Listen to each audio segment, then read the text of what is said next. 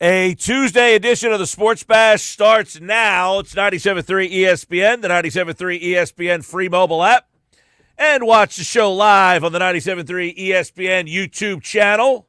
What's up, everybody? I'm your host, Mike Gill. Josh Henning is producing today's show. You out there, we got a full Sixer autopsy today. I sat down with Michael Kasky-Blomain from the Trust the Mikes podcast.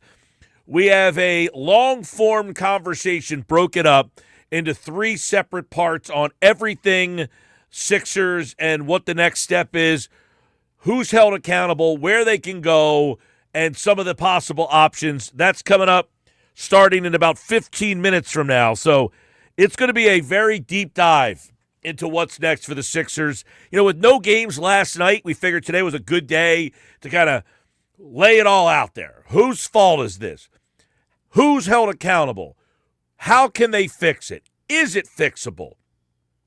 Phillies didn't play last night. They'll play tonight against the Red Sox. When the lineup drops, we'll have it for you. Zach Wheeler is going to be on the mound for the Phillies tonight. So fun to see Wheeler back in the rotation and starting to kind of hit his stride a little bit. And obviously the Flyers, they're done. Matvei Michkov speaking earlier today. And Troy Aikman speaking on Jalen Hurts. So we're going to do that. Football at 4.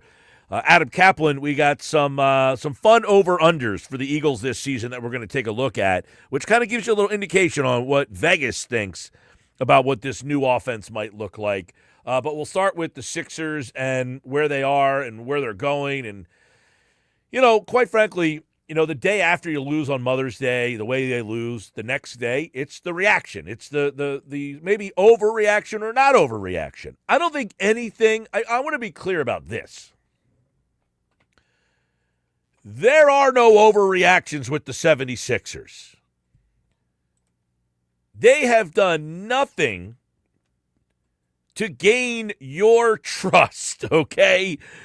They have done nothing to give them a free pass, or they have done nothing to make you say, well, give them the benefit of the doubt.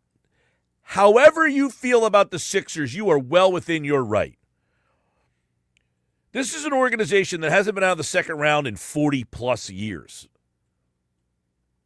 I mean, you're going on now 2001. They went to the NBA Finals, and quite frankly, that was a surprise.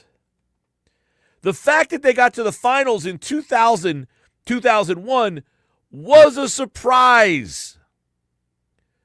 So they caught lightning in a bottle one time since 1983. The organization deserves nothing from you people out there.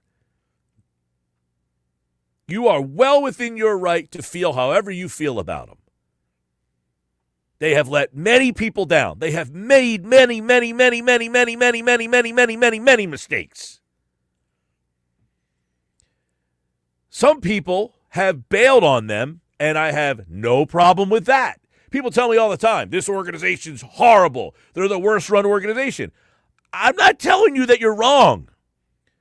You know, there's a difference between, hey, I'm a fan of a team, and I think they're doing a good job. I don't think the Sixers are doing a good job. I think they've done a terrible job in many aspects. Now, a lot of it is bad luck. And I don't know how much bad luck enters into the lexicon of things, but somewhere along the line, it doesn't matter if it's bad luck or not. The aesthetics are what they are. You know, Michael and I had a conversation, and it really legislates all the way back to, my God, the Andre Iguodala days. They traded Allen Iverson in 2006, I think that was. They finally said, okay, we got to move on from the Iverson era. We just have to. Now, that happened in the middle of the season. You know, that wasn't in the offseason. They came back with Allen Iverson. Why? He was the golden goose. Allen Iverson was the golden goose. If people kept showing up to see the attraction, they weren't going to move on from that attraction. Is Joel Embiid still the golden goose? Is he still the attraction? Because if the ownership group They decided to bring Joel Embiid back because they felt he still had the drawing power. This is like a WWE wrestling match. Why does Hulk Hogan still get to wrestle in WrestleMania when he's 55 years old? Because he sells tickets. Why does Ric Flair still get to go out there and woo? Because Ric Flair sells tickets. So Joel Embiid gets a $70 million per year contract. I think it's $58 million. 70 always comes to my mind for some reason. But Joel Embiid gets that contract because 2018, 2019, they are top 5 in attendance year after year after year after year. They are number 1 in attendance. They're top 5 in jersey sales and merchandise sales. And they play on Christmas Day, and they're on national TV all the time. And if you're the owner, those things matter. They don't matter to you. They don't matter to you, but they matter to ownership. They want to be able to say, we're bringing in money. How? How are we bringing in money? We're winning. We're bringing in money because we have an attraction. You know, the NBA is a traveling circus. Just like the WWE. It travels all over the country, and people pay ticket money to go out and see the 7-foot man running up and down a court. That's not normal. That's an attraction. And that's what they have. And until they decide that that attraction is no longer a draw, they'll stick with them unless they feel they can get something for it.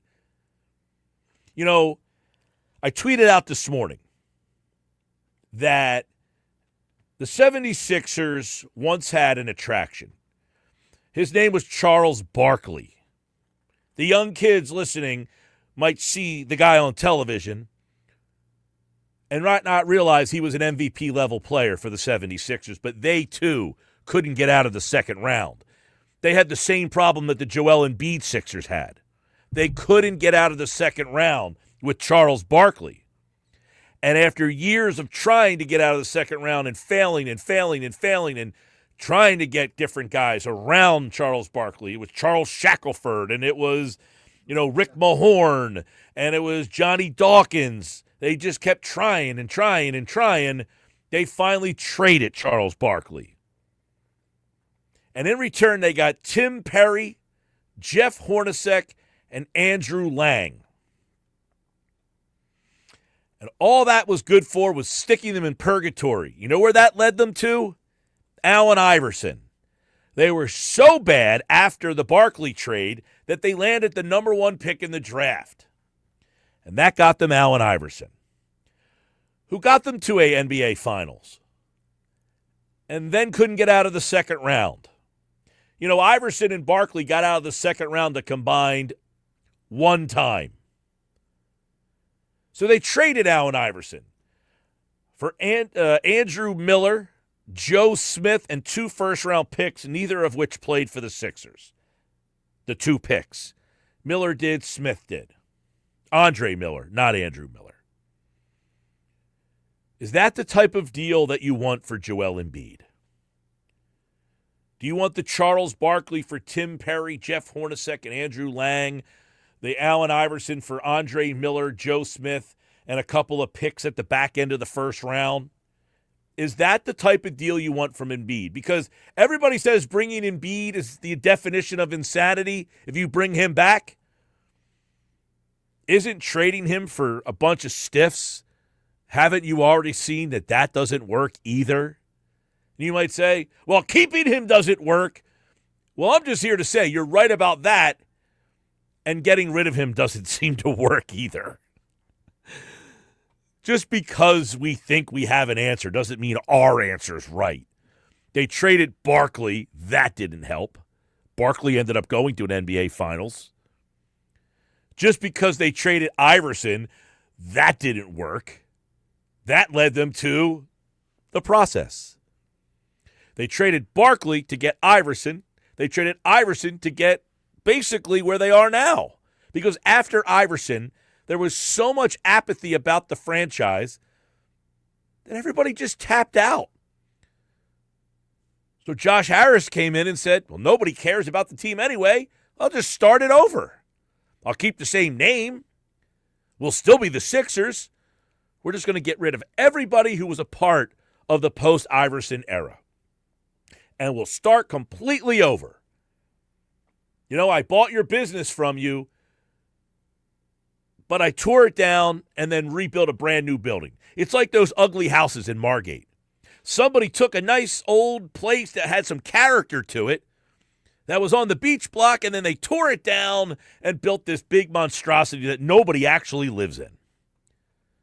And that's the 76ers. They have no character.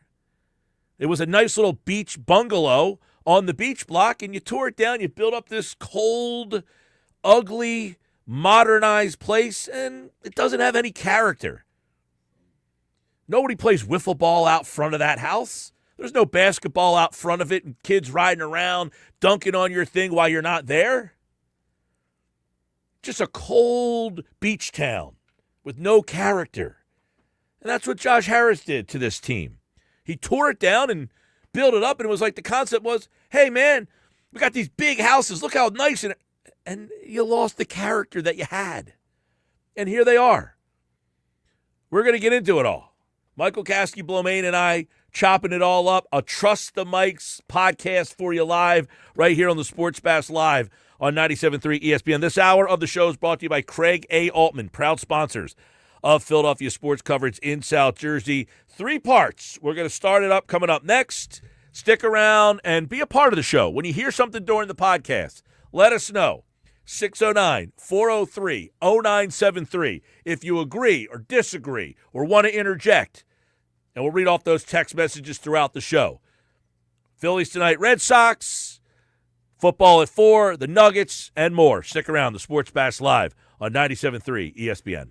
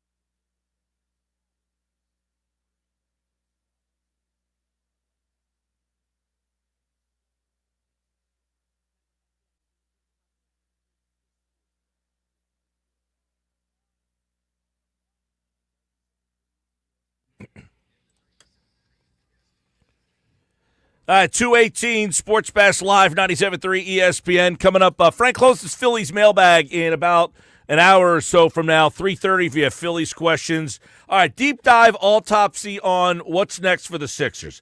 Michael Kasky-Blomain, host of the Trust the Mikes podcast, which you can check out on all podcasting platforms. We are set to break it all down, top to bottom, inside, outside, 3 parts. Part 1 with Michael Kasky-Blomain, Trust the Mikes. What's up, my brother? Feels like we've been here before, Mike. Sure does, man. A week ago, a team down 3-1 comes all the way back, kind of like restored a little bit of fun with this organization, and then 4 games later, it has quickly been thrown out the window. It's almost as if the win against the Celtics has now actually done more harm than good. I don't know. Where do we start with this team? What is number one for you? I'm interested to see what you think is the number one talking point about this post-mortem here. I mean, I feel like we should start with the season, Mike, like how we view this season. I thought you had a good tweet yesterday, or maybe it was 2 days ago, how the fan base seemed really apathetic, obviously heading into the postseason. Then you get that crazy 3-1 comeback over the Celtics, beat this team that you haven't been able to beat since before I was born. It kind of reinvigorates the fan base. And then they lay an egg in this Knicks series. And that, now everyone is obviously upset, angry with the franchise. What do you think about this season, Mike? When you look back at this season, last year, you and I were both saying that it was arguably the worst season in Sixers history, given the expectations coming in, the contracts, all that. Obviously, this season, not as bad as last season. They make it back to the second round, playoff team. When you're looking back on this season, Mike, what are your thoughts? Well, listen, I'm on the radio every day, and I've talked about the Sixers throughout the process, the post-process, and whatever you want to call it now. The Sixers were as popular as ever in the early Simmons and Bede years. For about 3 years, they were right there as the number 2 most talked about team behind the Eagles. And then it kind of got convoluted of, once Hinkie got let go, and then, they brought in this guy and that guy, and every year they were just trying to change the pieces. Jimmy Butler, that team was really popular, and then Butler left, and, they tried Horford, and really after that Horford deal, when that kind of went sideways, they brought Morey in to get back on track because they had bad deals. So he spent a year or two trying to unravel the contracts that they had that were pretty bad. He was handcuffed with that Tobias deal. He got Horford out of here. Now, oddly enough, that was 2019. That pick is coming back to haunt them this year. So my point on this is, people cared about this team because of what they did, quote unquote, the process. People either hated it or loved it, but it invoked a reaction that you cared. You were not apathetic about the team. You cared enough to complain when they lost on Tuesday night in Sacramento in February. True. It ticked you off that they lost a game against a bad team. When you could generate a reaction from the fan base, it means they care, whether they like you or not. It's the old Howard Stern. They're listening. Why? Because they hate you, right? They want to see what you're going to say next. But now it feels that they have drifted back to apathy. And then they got to the play-in. Nobody cared. They get to the playoffs against the Celtics. Nobody cared. Everybody thought they were going to get swept. Just like the playoff teams that they had before Hinkie. They would make the playoffs and nobody would care. We're going to get blasted by Cleveland or Miami when they had LeBron in the first round. I don't care. So the Sixers tear it down.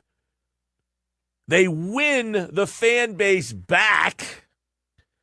And now somehow they have bungled it to reinstill apathy. It's unbelievable.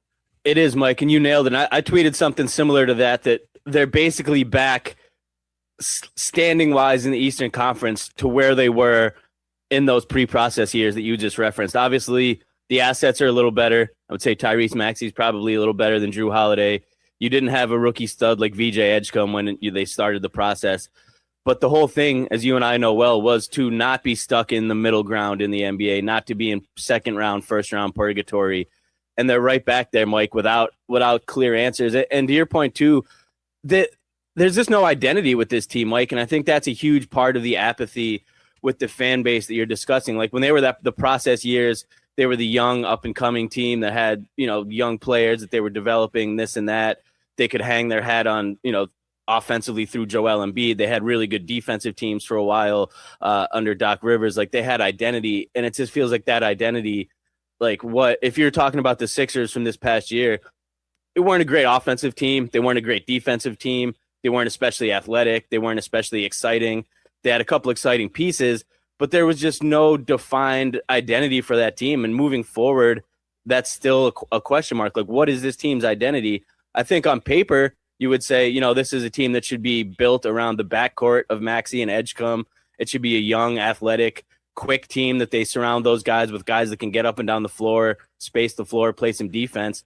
But you can't really lean into that when you still got Paul George and Joel Embiid under contract for multiple years. So it's just this weird stage right now, Mike, where there's not a clear identity. There's not a clear direction. There's not a clear anything ethos for the entire team. And I think that's adding to the vibe that you get from the fan base, where they're just, especially after this Knicks loss, you see the reaction from media members, from Sixers fans on Twitter. People are checked out on this Sixers team. And I think not really knowing the direction that they're going is playing a part in that. Well, listen, they reap what they sow with the process stuff, because that has the I was a big process guy. I would do it again. Do it again. I have no problem with the decision they made. They just made a lot of bad mistakes, but you did turn off. It's like today's politics, right? 50% like one side, 50% like the other side. You have to understand, there were a lot of people who really thought it was time to tear it down. Then there was the other side that said, you've turned your back on your fans. Them turning their back on that group of fans grew the fan base exponentially. Yeah. I said, and people don't like this take. See what you think. I get it. It was supposed to be about winning championships and not getting stuck in the second round. But in reality, that's the marketing ploy to the fans. This was a business decision that they have hit a grand slam home run with. They were number one in attendance, top 5 for the entire, 5-year run. They're top in jersey sales. They're on national television all season, every year. They're on Christmas Day. They were top 5 in attendance in the league from 2018 to right about now. Josh Harris hit a grand slam home run when he okayed this process. Now, fans don't want to hear that. They want the on-court thing to work. And while it didn't work to win a championship, they were a legitimate title contender for about 5 seasons. They just didn't get it done. That doesn't mean that they failed. It just now has put them in a position where, because Joel is here and you've invested so much into him, and by investing into him, you brought in Paul George, and those two decisions are now the very decisions that are holding you back. Because, as you just said, Michael, they're in a better position now than they were during those process years, because you never had a player of Maxey or VJ's capabilities. Andre Iguodala was not on that level. Obviously, Evan Turner, for all he talks on Twitter, if he could actually play, maybe they wouldn't be in this situation. They drafted him number 2 overall, Evan, and you stunk.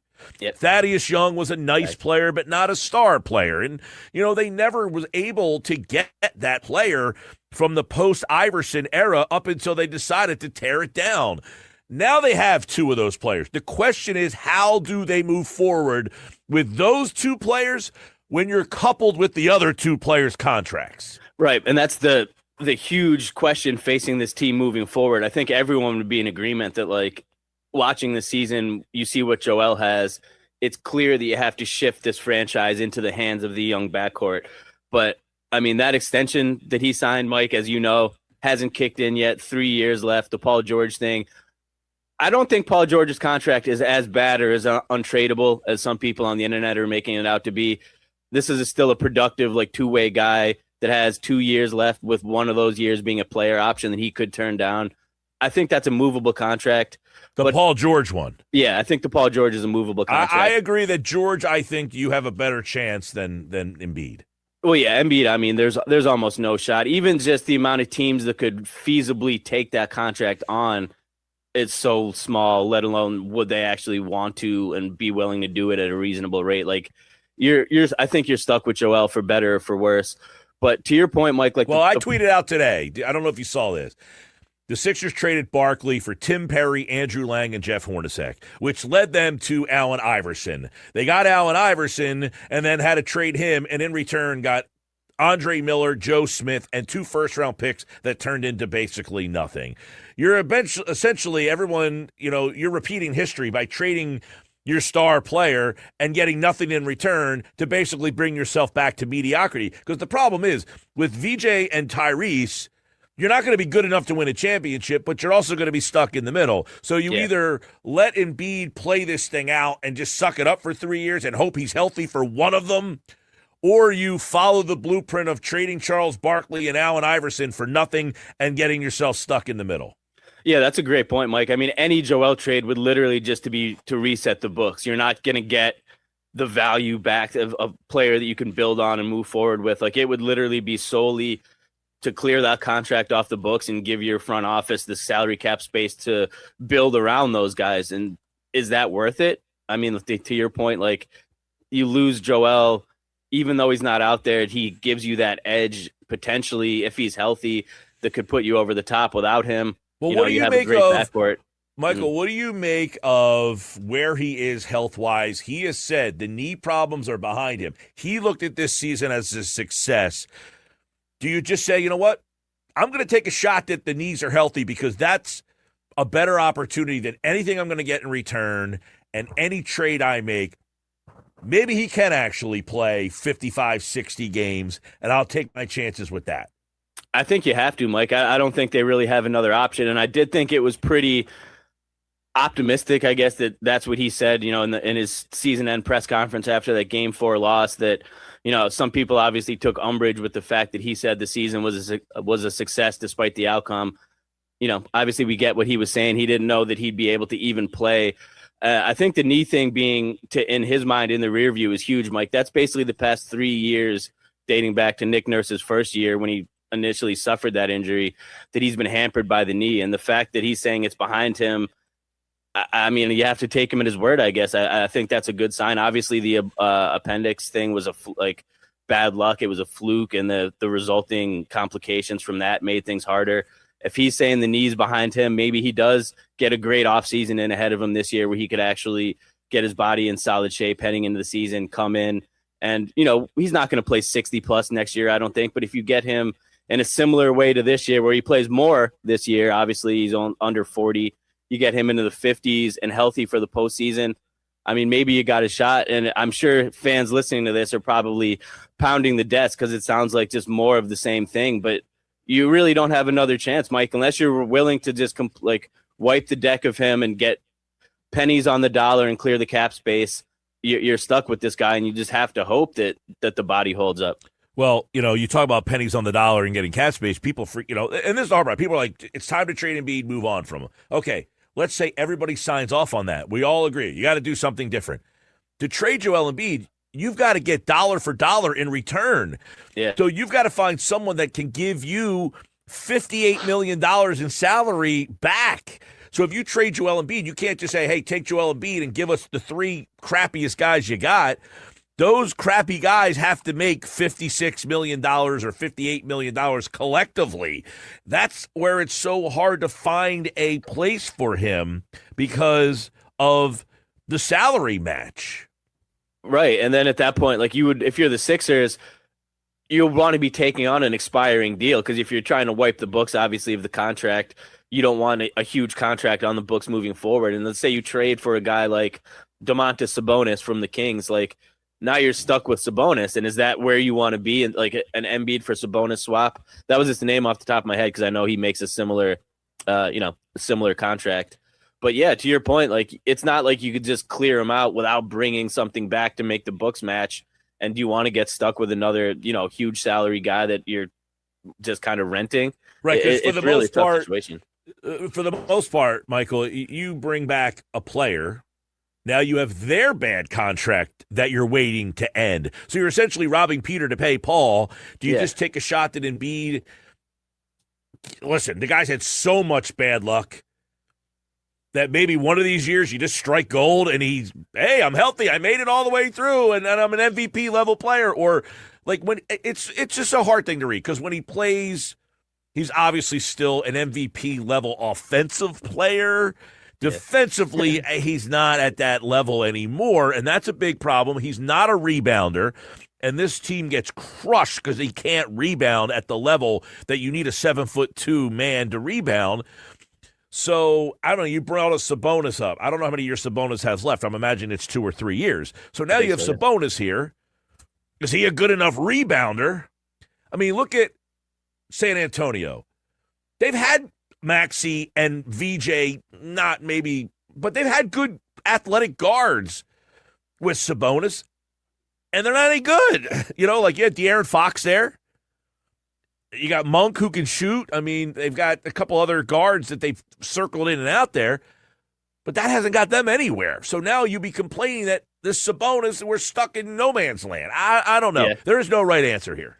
No, there's definitely not, Mike. And that's the dilemma that the Sixers team is facing this season. And even if you think like you want to run it back with the core because you feel like if they're healthy, Paul George suspension, Embiid injury, when they were all available, they're decent. But the team clearly needs upgrades around the edges. And then if you still have Joel and you still have Paul, you're so limited in those upgrades that you could make. Even if you get off of the Kelly Oubre contract, you get off of the Quentin Grimes contract, it opens up a little bit of space, but is that enough space to meaningfully improve this roster, Mike? I don't know. It just seems like it's going to be, unless something really drastic happens that I'm not foreseeing in the landscape of the NBA right now. It's hard to imagine this team looking roster wise too much different than it looked this season, just based off a look at the salary cap. Maxey's not going anywhere. Maybe you can get off the George contract, but I don't even know if you want to do that, Mike. He's by far the best wing player on this roster right now when he's healthy. Obviously, a little bit shaky in terms of consistency in the playoffs, but he's still a guy that can contribute. There's nowhere else he can generate money. So barring something like huge happening, this Sixers team is going to look similar to how it's looked this season. Well, I was talking yesterday on the show, Mike, which was Oubre's a free agent, Grimes is a free agent, Drummond's a free agent. You only played about 8 or 9 guys. They were 3 of them. 3 of them, yeah. If you let those guys walk, who are you replacing them with? You never gave Jabari Walker any run. Trendon Watford was a free agent that you brought in. You seemed excited about, and then he fell out of favor. Drummond, you have Bona. Are you going to give Bona extended minutes instead of, mix? I mean, how do you let Oubre walk and Grimes walk? You let McCain go, obviously, and that's come back to crush them. These playoffs have done them no favors. McCain is just absolutely ripping it down there. Last night he comes in. Hey, clutch fourth quarter minutes. Who's out there hitting threes? Jared McCain, Champagne down there in San Antonio. I mean, they let him go to let freaking Mac McClung compete in the dunk contest. He's a starter on the Spurs, shooting 38% from 3. I mean, that has to be looked at and said, what's our player development looking like now? That has to be something. Horrible, Mike. That's a great point, and that's almost the difference. The Thunder, you brought them up, obviously, and good for Jared McCain, man. It's awesome to see him thriving in Oklahoma City and really enjoying it and making a difference in the playoffs. He's a fun guy to watch. He was a nice guy here. It's good to see him thrive. But the Thunder, Mike, to your point, they did the process right. We were talking, relitigating the process a couple minutes ago. That's what it could have been in Philadelphia. The theory behind it was right. The execution was poor. The Thunder took it and executed it to an infinitely better level. And now they have guys like AJ Mitchell, who's making, I'll pull his contract up. Penny, the smallest amount of money for an NBA player. You got AJ Mitchell coming in and dropping 20 plus and being a huge factor in these games. You got guys that you've drafted for, guys that you traded for. The Sixers have none of that, Mike. There's no player development, to your point. Like, there's no young guys other than Maxey and Edgecombe who were already great as draft picks. Like, Justin Edwards rotted on the bench for most of the season until the very end when Nick Nurse wanted to use him. There's no development of these young guys that have come in. To your point, they trade them for various pieces. Isaiah Joe, Paul Reed, Champagnie, Jared McCain, like all these guys that could be the depth that we're looking for have been cast off over the past couple of years. And now, to your point, you're stuck with a couple of huge contract guys, a couple bottom of the roster guys that maybe they could be contributors like a Bona or like an Edwards, and then a whole lot of nothing in the middle. It's really tough roster construction. All right, we'll continue with the conversation. Michael Kasky-Blomain will stick around for part 2 of our Trust the Mikes, Blow It Up Sixers Autopsy. Stick around for the next section. As you heard, we're kind of going down the path of everything here. Morey, Nurse, Harris, and more. More Sports Bash coming up.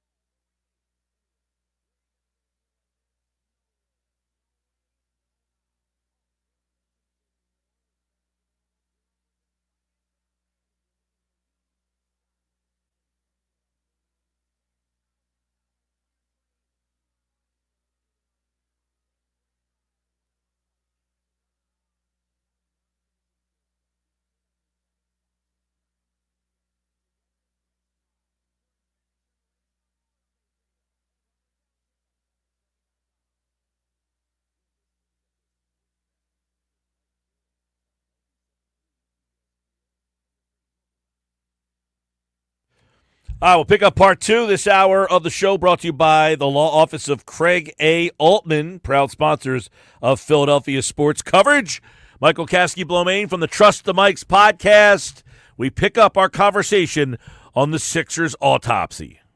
And there's really nobody to blame, Mike, but the front office of Philadelphia, dating back to several years at this point. Well, and isn't that Morey's kind of MO is he has built teams that have been top heavy, lack depth. Yep. That's kind of been the way that he has gone about building. I know a lot of people hate Morey. He's never won anything. He's built a lot of very good teams. Good teams. Yep. Right. Very good teams, but not great teams. He had that run with the Rockets where they were really the second best team in the NBA. They just couldn't beat the Warriors, and they had the Warriors beat a couple times, and injuries came into play. So I think it's people just hate the guy because he's analytical and, people that turns people off. He seems to be a little, I don't know what's the right word to describe Morey. You're around him more than I am. Yeah, I'm trying to think of a good word. I mean, I get what you're saying. And at the same time, though, it's like I don't know what the word is necessarily, but it's almost like the NBA is caught up with that. Like the style that you're describing that he's made his career off of, the star model, it's shifted. Like 10 years ago when he was in Houston and it was the Warriors dynasty, and you have the duo and the trio star league. It makes sense that, you stack a roster with Chris Paul, or you stack a roster with Russell Westbrook and James Harden and a bunch of shooters around them. The NBA is different now, Mike. You look at these teams like the Thunder, obviously, who's the poster boy right now of depth and depth and youth. And they're missing their second best player, Mike, and Jalen Williams for this entire Lakers series, most of the regular season, and they don't miss a beat because they have the guys behind him that they've developed that they can slide in. And, did they need Jared McCain? Probably not, but they're like, dude, we got a guy that can shoot that's a former first-round pick that scored 15 a night. I'm going to take a shot on this guy. So they just, and I look back at last year's Pacers team. That team just kept adding athletic guards, and there was just a ton of them, and they just kept rotating them around. The Sixers couldn't find another guard. I mean, they literally had no other guard to play other than Quentin Grimes off the bench. They had to bring in Campaign from wherever the hell he was playing overseas, Mike. They had to. He wasn't in the NBA. They had to give him a call. You have Kyle Lowry sitting on the bench who's semi-retired. It's crazy the way that this roster, from what it could have been with the trove of assets that they had in the beginning of the process to what they're working with now, the way that it was botched from. And it's not one move that you can point to specifically and say, this was where it all went wrong for Philadelphia. It was one bad move after another, to the point that, we're here. And luckily, Morey's only redeeming things really have been the Edgecombe pick, which kind of fell in his lap, and the Maxey pick, which kind of fell in his lap because that kid was supposed to be a lottery pick. Let's talk about that then. So you got Morey. Obviously, very polarizing. A lot of people don't like the guy at all and think he just stinks. He's never won anything. The NBA community does look at Morey and say, look, this guy has had success. He's a smart guy. I don't know. Maybe he seems a little pretentious to some. I don't know. Is that the word? That's a good word. That works. Okay. That's a good word. So he drafted Maxey. That's not easy to find a talent at that spot in the draft. Edgecombe was a guy that was not the consensus number 3 pick. Some people thought Ace Bailey was the guy. Now you could have taken Ace Bailey and maybe he would have been a great fit. Con Knipple, maybe he would have been a great fit. But for him to take VJ, I think took a little bit of guts, quite frankly, to be like, you know what? No one has him as the third guy. I'm taking him number 3. So he took him there. He did draft Jared McCain in a spot that was, you don't find a talent there. McCain produced very well as a rookie. Then he got hurt. He fell out of the rotation, fell out of favor. They ended up trading him. But he did draft him. Isaiah Joe he drafted. It's turned into a good player. So he has found talent through the draft. I don't know what you make of a Horford deal where it's hey, I can find a way to get out of this contract. Yeah. So is he the right guy if you have pick 22 and you have a couple picks down the road? Is he the right guy to stay and make those picks and try to get out of these contracts, or do you just wipe the slate clean and start over? I think I would wipe the slate, Mike. I think it's time. I don't know if that's what the organization is going to do, but he's been here for 6 years now. There's been no, movement past where the Sixers were before he came here. They had already hit that second round plateau during the Brett Brown era. Obviously, during the Doc Rivers era, 2019 with the Raptors, that second round was probably the closest they've been and the best team, the best shot that they had at getting to the conference finals. Like, nothing has changed in terms of their outlook. And now you're back here where they are now, talking about where do they go from here. I think you have to do a clean reset if you're the Sixers. I think you move on. I don't know if they will, Mike, but that's what I would do. What would you do?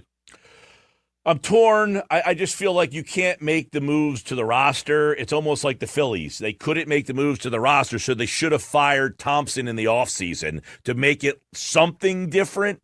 Yeah. I feel that's where the Sixers are. It's almost like they have to get rid of Morey and Nurse, whether they're at fault or not, because you can't get rid of Embiid and you can't get rid of George, and the roster's going to look the same, so something has to be different. And whether you think that it's Morey's fault or Nurse's fault, I know you're not a big Nurse guy, especially with this particular year. Some aesthetics of the team have to change, and therefore they probably have to go. Yeah, I agree, Mike. And it's always, you can't change the owner. It's going to be the front office or the coach. And it's a great segue, because I was going to ask you, some people were saying, or legitimately, like Nick Nurse, that first round against Boston, did he save his job with that series, Mike? Do you think he's still in Philly next year? I feel like if you just went off of that and said, look, he certainly had a better series than Mazzulla did. Then he deals with the brother. Then the team comes out. They get whacked in game one with Embiid playing. He doesn't play in game two, and they fight. And he says, look, I threw all my chips on the table in that game, and we come up short. I thought Marcus Hayes asked the question that Nurse just didn't want to answer about how hard it is to coach every night when you just don't know who's there. And I think that's a fair question for Nurse. So it's hard to judge Nurse. Like, if he has 70 games of Joel Embiid, Paul George, Tyrese Maxey, and VJ Edgecombe and Oubre, what does that team look like? They won 45 games. Joel Embiid played 35 or 38, and Paul George played less. I mean, how many games do they win with everybody? I don't have the answer to that question. And how does that change things? Yeah, I mean, they're definitely a better, they have a better record. They're higher in the standings. They probably don't go through the gauntlet of Boston and New York in the playoffs if they have those guys healthy. And it's a completely different story. I could see it going either way, Mike. Like you said, I thought Nick did even given the difficult hand that he was dealt this season, which admittedly, and that is a great question. And that's been the same question for Nick Nurse, Doc Rivers, Brett Brown, the entire Joel Embiid era. It's hard for the coach, Mike, and it's hard for the players. And that came out in a little bit of the reporting from, I think it was Tony Jones from The Athletic after the season, that there was, some frustration boiling over toward the end of the season with the Sixers and availability, and a meeting that they had in early April, and that right around that time when Joel, was tweeting that they wouldn't let him play basketball because he missed the shoot around and all of that. Like, there was clearly some stuff going on behind the scenes there. I don't know how much that could potentially factor into Nick Nurse's future. Obviously, there was a little bit of consternation. I was underwhelmed all year, Mike, even though he did have the excuse that he had of the difficult lineup situation. Like, there was just no adjustments, no adaptation. And to your point, he looked checked out. I mean, he was reinvigorated in the playoffs, but too often in the regular season, Mike, he was disconnected. He seemed disinterested. He seemed like he didn't want to be there.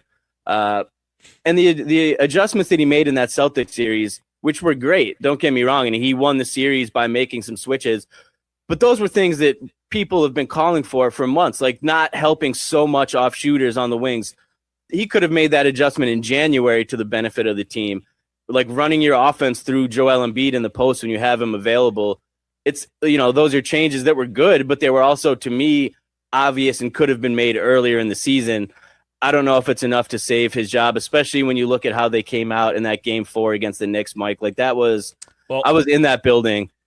It was one of the most embarrassing, like, professional Philadelphia sporting events that I can remember. Yeah. The fans obviously weren't there, and the Sixers just came out so flat. I don't know how you can bring him back with that being the final, image of his time here. Yeah, and listen, again, I'm not here to judge whether it's his fault or not, but you're on. It's every year. It's Brett Brown's fault. Well, now it's Doc Rivers' fault. Well, now it's Nurse's fault. I mean, at some point, like they keep recycling the coaches. I would say if they're going to get rid of Nurse, you can't recycle to another recycled coach. You got to go. The problem is, like, a guy like Daniel, nobody knew who this guy was. The coaches in the NBA right now are all guys that have no track record, right? Mitch These Johnson, recycled guys, right? Are JJ Redick was hosting a podcast, right? Yeah. I mean, like, these teams are just thinking outside the box. You don't bring in Tom Thibodeau. Like, he might get this team to the second round, but you can't go get that guy. You got to find that new directional guy who knows how to get the most out of Maxey and the most out of VJ. And I don't know what they get out of Embiid. I don't know what happens there. Embiid's knees would fall off after 1 week of practice with Tom Thibodeau, Mike. I don't think he's the guy to bring in, to your point. And that's the thing, like, you have to think outside of the box at this point. Like, you can't just go and bring in Mike Budenholzer and hope that, something's going to be different because there's a championship record, or to your point, like Thibodeau. The tough thing is when you call for a coach, the first thing that most people say is, okay, well then who are you replacing him with? Which is legitimate. And I don't have like a secret answer in my pocket of some guy that's, not tapped yet that I think could be a great NBA coach. That's not, I don't know the answer. I don't know either. Yeah. Yeah. But I mean, to me, I don't know, do you just say literally, Kyle Lowry, you are now going to be the head coach? Like something to that, almost to that level where you're just thinking so outside the box, like Lowry, you're now you're the guy. I mean, maybe it's been done before. Jason Kidd obviously played his last year and immediately stepped into a head coaching role. Steve Nash, similar thing. It's possible. It's something they could do. And honestly, at this point, maybe you even get some fans back on your side if you kind of bring in a new fresh face with new ideas, think outside the box. Maybe that kind of invigorates the fans. A guy that's like younger and tapped in like Kyle Lowry, who's been around this league for 20 years, sees where it's going. Maybe that's the fresh thing that they need to get the fans back here. All right, our conversation with Michael Kasky-Blomain, Trust the Mike's podcast continues. Our Sixers autopsy, so hang around for the third part of that conversation on what this team can do next. Who could be a head coaching candidate if Nick Nurse gets fired? Should Nick Nurse, in fact, be let go? Daryl Morey, what happens with him? How culpable is ownership? Trying to trade Embiid. What about Paul George? We're breaking it all down, and you guys can get involved on the text board, 609-403-0973 on the White Horse RV text board. I like Glennon Apsekin says some names or words that come to mind when thinking about Morey. He said, what about pompous and arrogant as ways to describe Morey? That's not bad. That's pretty good. More Sports Bash coming up. Stick around.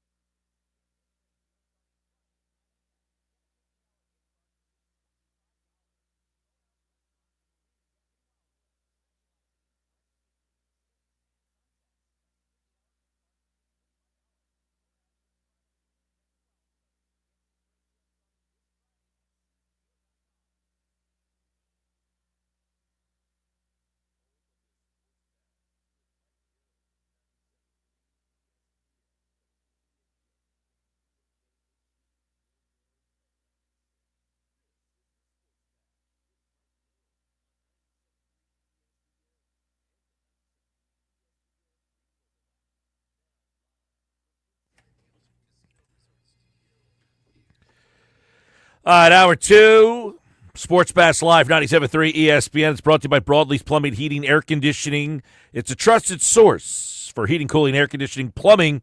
609-390-3907, online, broadleaf.net. Football at 4 in 1 hour. Adam Kaplan with some interesting odds that we're going to dive into on what Vegas thinks about the Eagles' new offense. We'll dive into that 1 hour from now, plus the Nuggets. We got a lot happening today. We're doing a little Sixers deep dive autopsy. Flyers talk today. Michkov spoke. A lot of players spoke. We'll dive into a little bit of that later on in the show. But right now, let's go with part 3 of our Sixers autopsy. Michael Kasky-Blomain, Trust the Mics podcast continues. There's so much on an autopsy like this where really there's no right answers because some people want to be gone. That's going to be hard to do. Some people don't even care what you get back in return. Then they'll complain 2 years from now when you're kind of stuck with a team that's just mid-level. Because remember, they traded Barkley for Jeff Hornacek, a good player, an all-star player at times, Tim Perry and Andrew Lang. And that team basically bottomed out and got you Allen Iverson. And then Iverson took you to one good year. And then after that, they were just mediocre because it was hard to win around an Iverson player. And that's what they have now in Maxey, an undersized guard that I thought really struggled in this series. I mean, he doesn't get a lot of criticism because he's Maxey, but he was terrible in this series. Yeah, he was bad, Mike. He was bad. Everything was exposed. The Knicks were able to throw size, length at him, like multiple defenders, and he did not handle it well. I mean, again, too, obviously the finger, I think, was definitely bothering him, and that probably factored in a little bit. Just like we talk about Joel's injuries, I think it is legit to throw the Maxey injury in there. But he was exposed, Mike, in that Knicks series. Like he had no answers, and that's almost like a blueprint, and it's a little bit of a concern for the Sixers because if you're watching that series and you see, like, all right, you have a longer athletic defender like a Mikal Bridges, like an OG Anunoby, you put it on Maxey, you pressure him, you pick him up higher past the 3-point line so he can't just, walk into 3-point, like, pull-up opportunities. He really struggled. The passing has never been, like, a highlight of his game. It was really tough for him to make an impact in that series, Mike, and I think that's a little bit of a concern. Like, is there another level that he could get there? Because if there is, great. If not, you have legitimate Michael, questions if he can be your number one guy. The blueprint for me for this team is they need VJ Edgecombe to become the superstar. He has to supersede Maxey and be the guy because he at least has the size. He's defensively, he's got the tenacity and the toughness, and he wants the big shot. This team, forget it's Maxey's team. It's got to be VJ's team. Yeah. No, I agree completely, Mike. Just based off the build and the makeup, like you said, he's bigger, stronger, more athletic. He has the ability to get to the rim and finish that Maxey doesn't have. Though, the problem, and see if you agree, this backcourt becoming the Dame Lillard, CJ McCollum Portland teams where they had these two great guards, and then they just had nothing else. Yeah.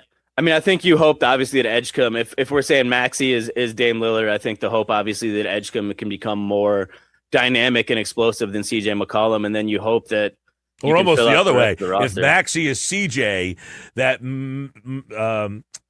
VJ becomes a little bit bigger version of Dame Lillard. Yeah. But the question is, like, how do you get the rest? Like, that's where you're stuck. Well, and that's the thing, Mike. That is where you're stuck. And how do you fill out this roster? That's going to be the huge thing. My question for you is, I'm sure you've seen a lot of talk about Josh Harris on social media since this season's come to an end. A lot of people calling for him, blaming him for some of the Sixers stuff. I'm pretty interested. You're plugged in, Mike. Obviously, you talk to a lot of people. Where do you view Josh Harris in this? If it's a pie of blame that we're talking about here, where do you slate Josh Harris in terms of where the Sixers are? How much of this is on him? Yeah.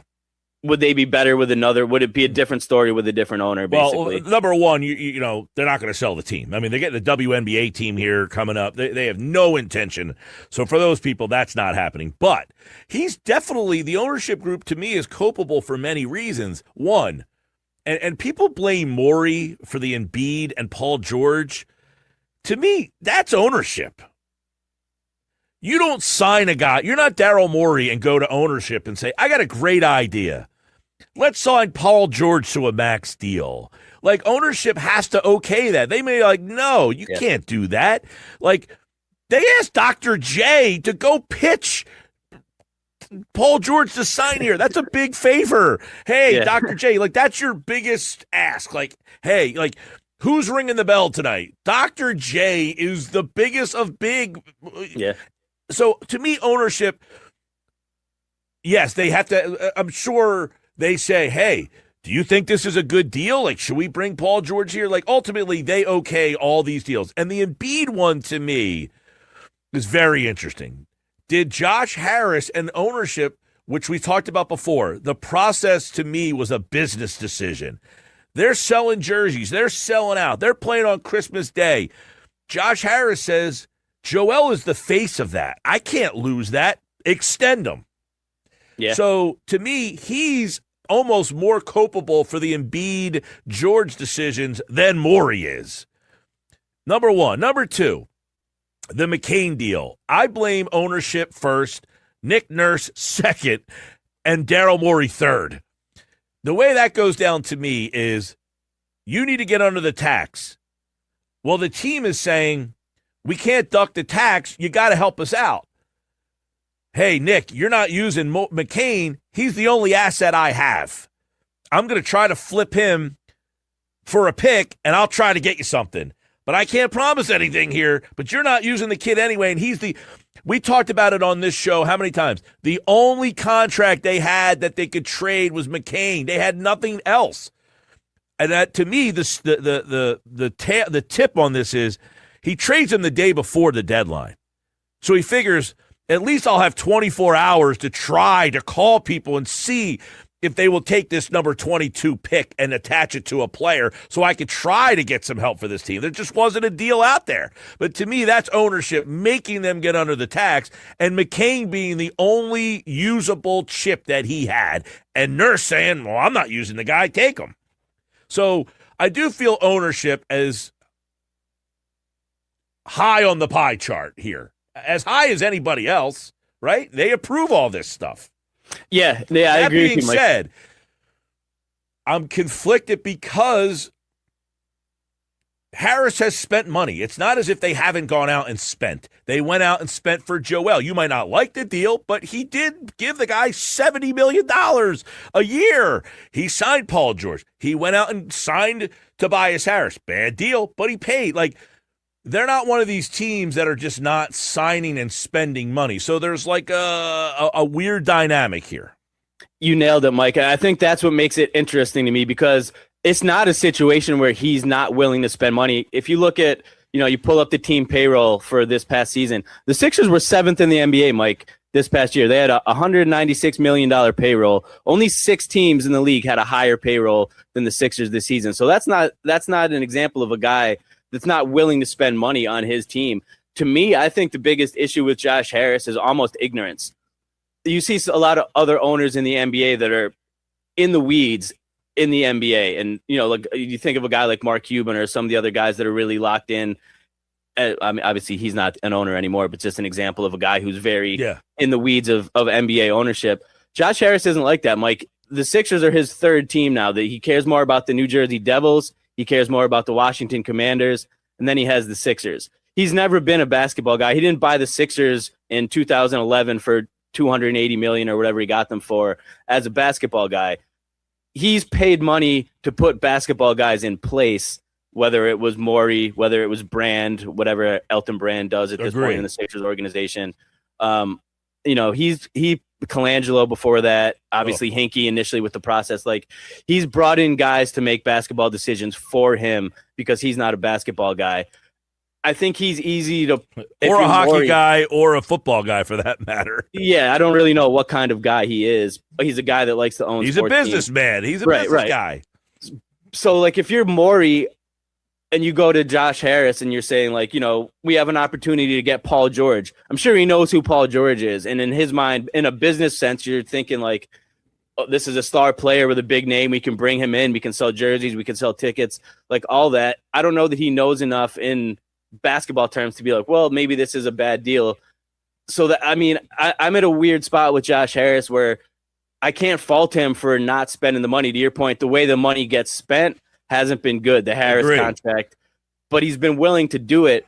And from my understanding of the whole McCain thing, it's been kind of hard to do reporting on it and see exactly how it went down. I don't think there was a mandate from Josh Harris that the Sixers absolutely had to duck the luxury tax this year, Mike. I don't think it was a mandate. I think, obviously, as the owner, he would like to duck the luxury tax. And I think it was a thing like, if their deal presents itself that's going to make this team better, do it. You don't have to stay under the luxury tax, which is where that 24 hours comes in that you were talking about after they traded Jared McCain, where Morey said that he was, actively trying to flip that pick and bring back help for the Sixers. If a deal came to fruition that Morey brought to Harris and was like, hey, I can make this move, I think it's going to help the team this year, I don't think Josh Harris would have put his fist down and say, no, I'm not going to go over the luxury tax for this. I think he was like, I would like to, if nothing happens, let's duck it. And the way the cookie crumbled, like you said, they traded McCain, nothing else came to fruition. Nick Nurse wasn't using him, which is a great point by you. I do think if McCain was more in the rotation. If McCain was in the rotation, yeah, I don't think he's gone. It was more like, hey, right, I think I can get something for him. Is that going to ruin your rotations? And Nurse is like, not really. No, I don't trust the guy. And Josh Harris isn't in practice in Camden every day watching the practices, so he doesn't know what or not they have in Jared McCain. He trusts Nick Nurse and he trusts Daryl Morey. So if Nick Nurse isn't playing this kid at all, despite the fact that they need guard play, and then Daryl Morey brings him a deal that says, I could flip Jared McCain for a first-round pick, Josh Harris is going to be like, okay, sure. If you think that's the best move for this team, he doesn't know enough to be like, no, this kid's just hurt right now. He's going to get better. So that's where my view of him is, where I do think he could be better. I'm not commenting at all about him as a person. I know, whatever. But in terms of straight ownership, I have a hard time faulting him too much, Mike, for the Sixers struggles. To your point, there's definitely some to blame. I think he could be better in terms of knowledgeable, in terms of what his team is doing. But he's not that. He empowered Daryl Morey to make these moves and is basically a yes man to Daryl Morey, it seems like. He gives him the blank check, make this happen, this is why you're here. So to me, I put a little bit more of the blame on Morey. Not that Harris is blame-free, but to your point, he's willing to spend the money. He's done it. He'd be willing to do it again. I have trouble finding too much fault with that approach in ownership.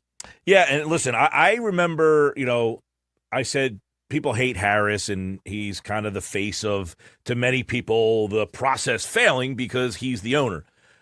He owned the Washington Commanders franchise, which had been down rotten for decades. Yeah, they went to the NFC Championship game. His first year. So he quickly changed the culture of that organization. And I feel like that has to be. Now, the Devils, you might say, they're a rudderless ship. So I think there's so many dynamics here. And then, of course, Washington football team, went down last year. Now, a lot of that was he spent money. It was bad money, Deebo Samuel, but they tried. The point is they tried. They thought it was a good idea to go, we're in the NFC Championship game. Let's try to get some proven guys. And it didn't work. Right. But you do give them the credit for saying, okay, you think that's, like you said, he might be getting bad advice, but he's saying, I trust your advice here. And he's spending the money. So I don't have as big a problem with Harris as maybe some people have, because I think he is willing to spend the money. Yeah, 100%. And it's a completely different story if he's not. If you're looking, if he's in the bottom third of the league and you have a Sixers team that could compete and he's just refusing to bring in parts, if you're a team that's not making the moves, I understand the anger. That hasn't been the case with the Sixers, Mike. They've made more moves than they should have in the name of money. And dating back to the process, the Hinkie thing, I think at that point you could tell that Josh Harris was a guy that was influenced by the people around him. He brought in Hinkie and was sold the bill of the process and how good it would be. And before it was able to run its course, he had people in his ear saying, this is bad for the league. This is a bad look for the franchise. Bring in Brian Colangelo and listen to him. So he's like, okay, I'll do that. And then Colangelo came in Hinkie gets the boot, and then Colangelo's guy running stuff, and he's like, sure, I'll listen to Brian Colangelo and trade up 2 picks and get Markelle Fultz and skip over Jason Tate. Like, he's just empowered the wrong people consistently in the Sixers, and those decisions have come to make him look bad and the organization as a whole look bad, in my opinion. Yeah, I and one of the things is, well, I to this day think the Brian Colangelo thing was the absolute biggest disaster that the organization. It ruined everything because they were so anti-Hinkie, Colangelos. Yeah, and what it made them, the NBA, look like. That they did everything in their power to like undo everything that he had done because they didn't want to be associated with any of the success that was given to them by Hinkie. And that includes Joel Embiid. Well, yeah, the burner account. Yeah, that includes Joel Embiid. That includes saying that our guy, Ben Simmons, who now we know what happened, that was Colangelo's guy. He was the number 1 pick. He wanted to position Ben Simmons as the face, as the number 1 guy of the franchise at the expense of Joel Embiid. Yeah, and you know, the Fultz deal. I mean, there was a 0.0% chance that Sam Hinkie would ever make a trade like that. Never in a million years would he trade a pick to move up to the number 1. No way. Now, he might have got the pick wrong. Good point. And he might have taken Fultz at the 3rd spot because Boston would have taken Tatum. 2 would have been, Ball? Yeah, Lonzo. And then you would have probably still got Fultz at number 3, but he would have never traded the 1st-round pick to move up to get it. So Colangelo did everything in his power to try to get people to forget about all the stuff that Hinkie, the treasure chest of stuff that they had a treasure chest similar to what Oklahoma City has. Exactly. And they screwed the whole thing up because Colangelo, I think that's the saddest part of where we are today, is they had the opportunity to be Oklahoma City and ruined it. And that's the worst part about the relitigation of the process, Mike, because the theory of the process to this day, I think you're with me, I still stand behind it.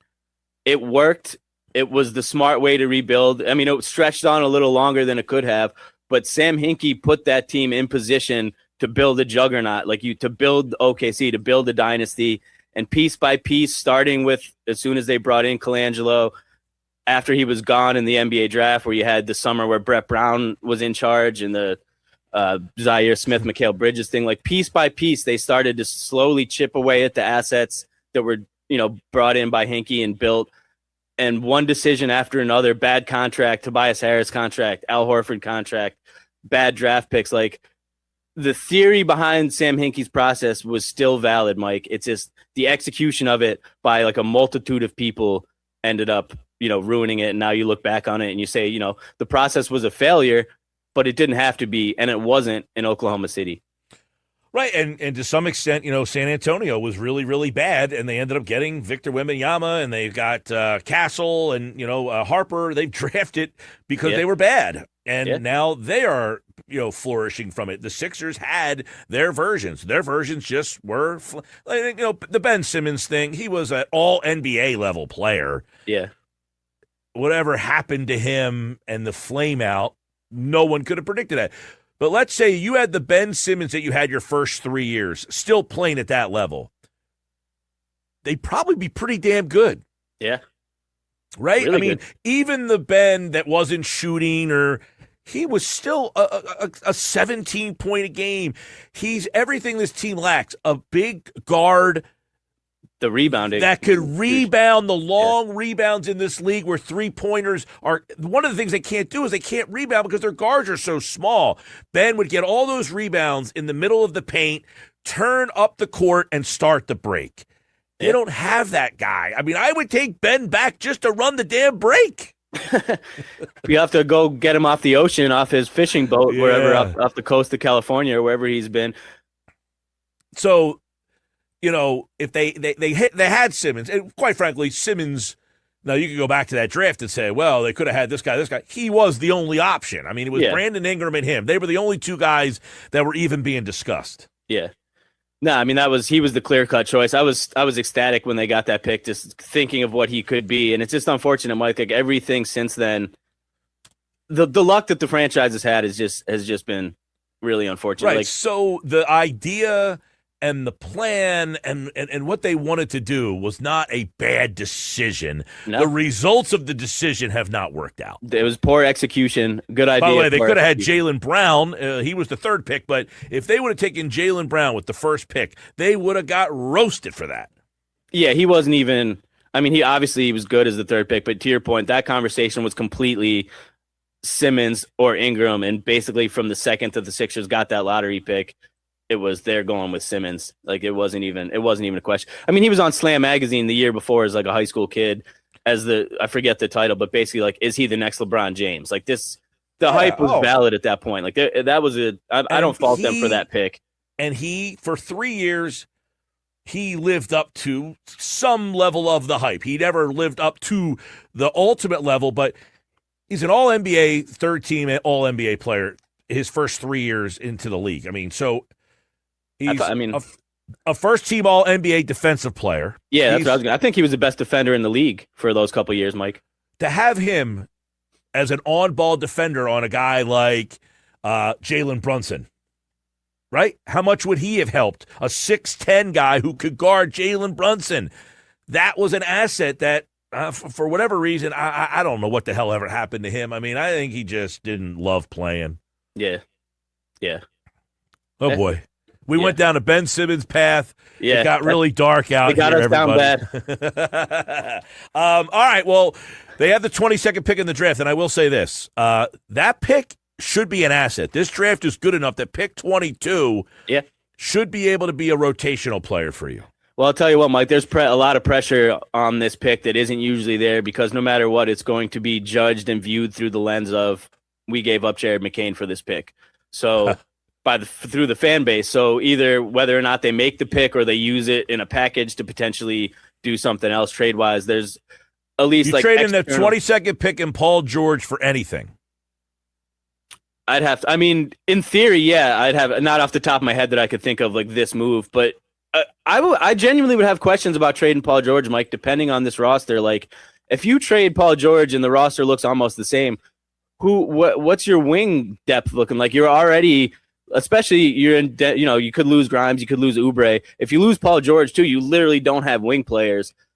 So, I mean, I don't know. I would, in theory, consider honestly everything, Mike. I think everything should be on the table this summer, short of obviously like a Maxey or McCain move. I think every other thing should be on the table, but I just know that pick already, like with the way people are talking about it in the fan base, and we're talking about the apathy. If the Sixers don't do something with that pick that piques the interest of the fan base, it's only going to get worse. Especially watching, like you said, Jared McCain popping threes in the third quarter against the Lakers last night. It's tough optically, so they need to nail that pick for sure. And it is a deep draft, so if they keep it, you would think that maybe they could at least get someone that could come in and hopefully contribute if they're used properly. All right. Trust the mics. Good stuff. That was a whole heck of a lot of deep dive, and we'll do more of it in the offseason. Draft coming up, obviously, a couple days after the NBA Finals. Oklahoma City is going to win, everybody. That would be a spoiler alert. Oklahoma City is going to win the NBA championship. That team's awesome. They're so much fun to watch. And look, this Knicks team is really, really good. I didn't give them enough credit for some of the stuff they do, but Brunson is – that's the thing. Brunson is on this level way up here, and Maxey's not at that level. He's not at the Brunson level.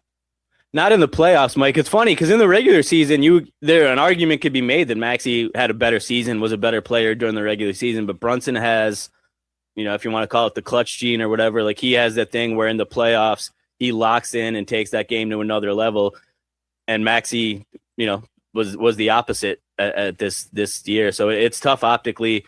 Are you saying it sounds like are you picking a Thunder Knicks NBA Finals matchup? Yeah. Thunder, Knicks. I'll go Thunder over the Knicks in 6.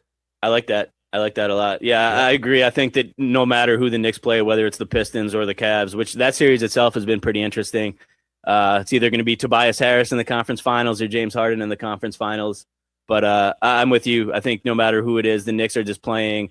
And in fairness, you said you overlooked some of the stuff the Knicks did, Mike. They're playing their best basketball of the year right now. Like, they did not look this great all season. They're clicking. Karl Anthony Towns is playing his best. Brunson's locked in. Like, that team is, and that's how it is sometimes. Like, you gel at the right time and you go on a run, and that's the Knicks. Yeah. But yeah, they're going to run into. Well, it's interesting. Everyone's like, "Hey, they got all this time off now." I mean, does that make them not click when they come back? I mean, they were grooving and moving every other day. You're playing, you're going. I know the rest thing, but sometimes you take all this time off, and that shot doesn't flow quite the same. We'll see. The one thing about that team, I thought Karl Anthony Towns. I mean, listen, they had him in foul trouble the whole series, and they couldn't take advantage of that. That to me, Game 3 was it? No, Game 2, I think it was. He had 4 fouls in the third quarter.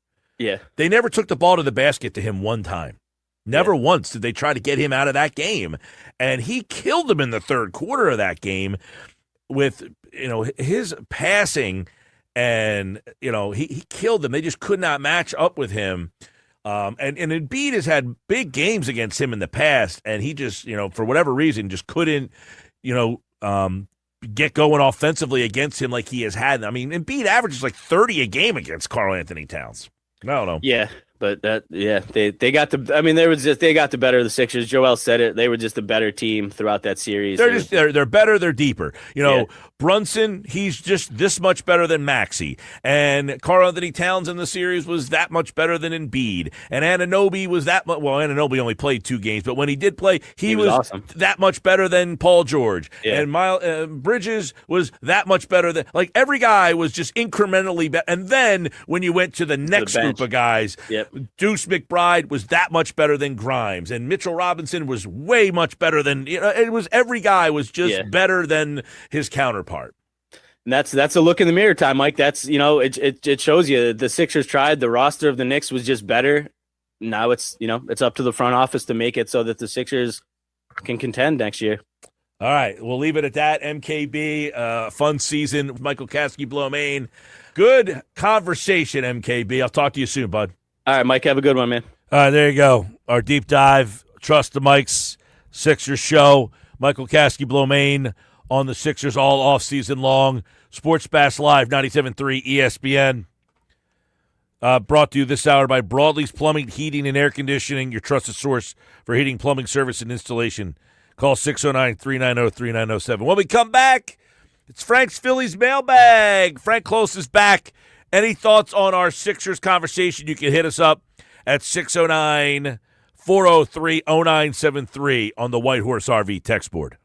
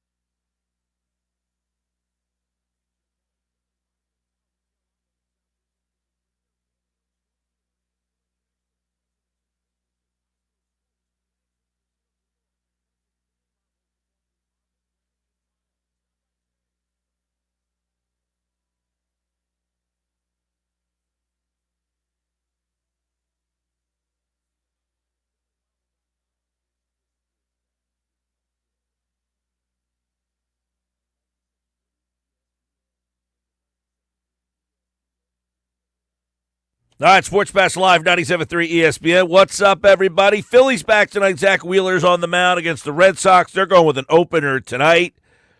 Let me tell you about my friends at Clark's Moving and Storage. You know, moving's the worst thing you ever have to do, right? And nobody wants to help you move, except for my friends at Clark's Moving and Storage. Call them. They will take care of your big move. 609-889-0780. Kids are getting done college right now. Many are just finishing up. Maybe they graduated. They got to move out of their dorm for good after 4 years, maybe some 5. And mom and dad, you don't feel like helping them move. Call Clark's Moving and Storage. They'll get it done for you. Maybe you're moving, downsizing, upsizing, whatever you're doing for your next big move, call Clark's Moving and Storage. Frank Klose, Phillies Mailbag, is here as the Phillies are in Boston tonight, shipping up to Boston to take on the Red Sox, who have already fired their manager. How'd that work out for the Red Sox so far, Frank? They fired Cora. How are they doing post-firing? Has it worked out as well as the Phillies firing? Not as much, but yeah, the Red Sox are another team like the Phillies, had a lot of talent, had a lot of expectations, and they simply have not played up until those expectations. So a lot of disappointment up there in Boston. And, I remember the first time I went to Boston to watch a Phillies series, I think it was back in 2006. And, man, that town really, really loves their Red Sox and bleeds the Red Sox. So yeah, maybe perhaps even bigger expectations there than people have in Philadelphia. Well, let's look at some expectations and check out our Phillies Mailbag with Frank Klose. Check it out over at 97.3 ESPN.com. Kelly wants to know, this is an interesting question. It's a perfect time. How patient can the Phillies afford to be with Alec Bohm? I would further that question by asking, are we seeing signs that he's finally coming around? Well, he sat for 2 straight days. I mean, that was a nice long pause, and Don Mattingly told him not to even pick up a bat. And, the second day he started to do a little bit, but he really responded in his return to the lineup on Saturday. 3 for 4, 2 home runs.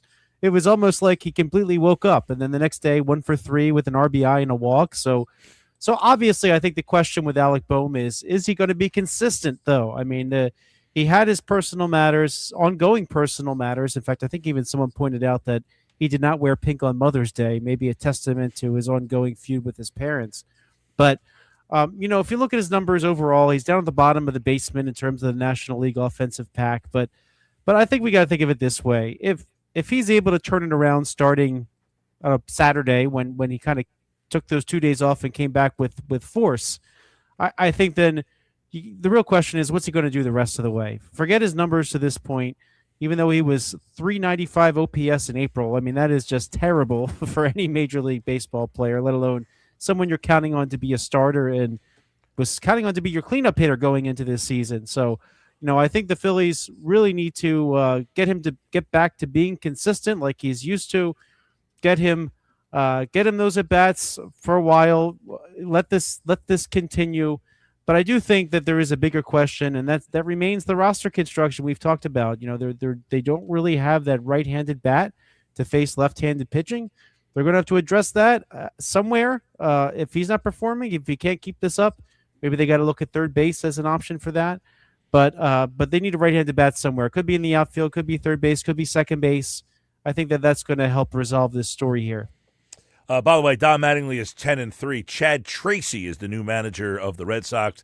They are 7-6 since the firing there. So both teams have played 13 games with their new manager. 7-6 for the Red Sox, 10-3 there. We'll see where Bohm is in the lineup tonight. Now they've kind of moved him to the back end of the lineup, and we'll see if if Bohm becomes Bohm, the Bohm that he has been, and he's sitting in the number 8 hole, now the Phillies might have something here.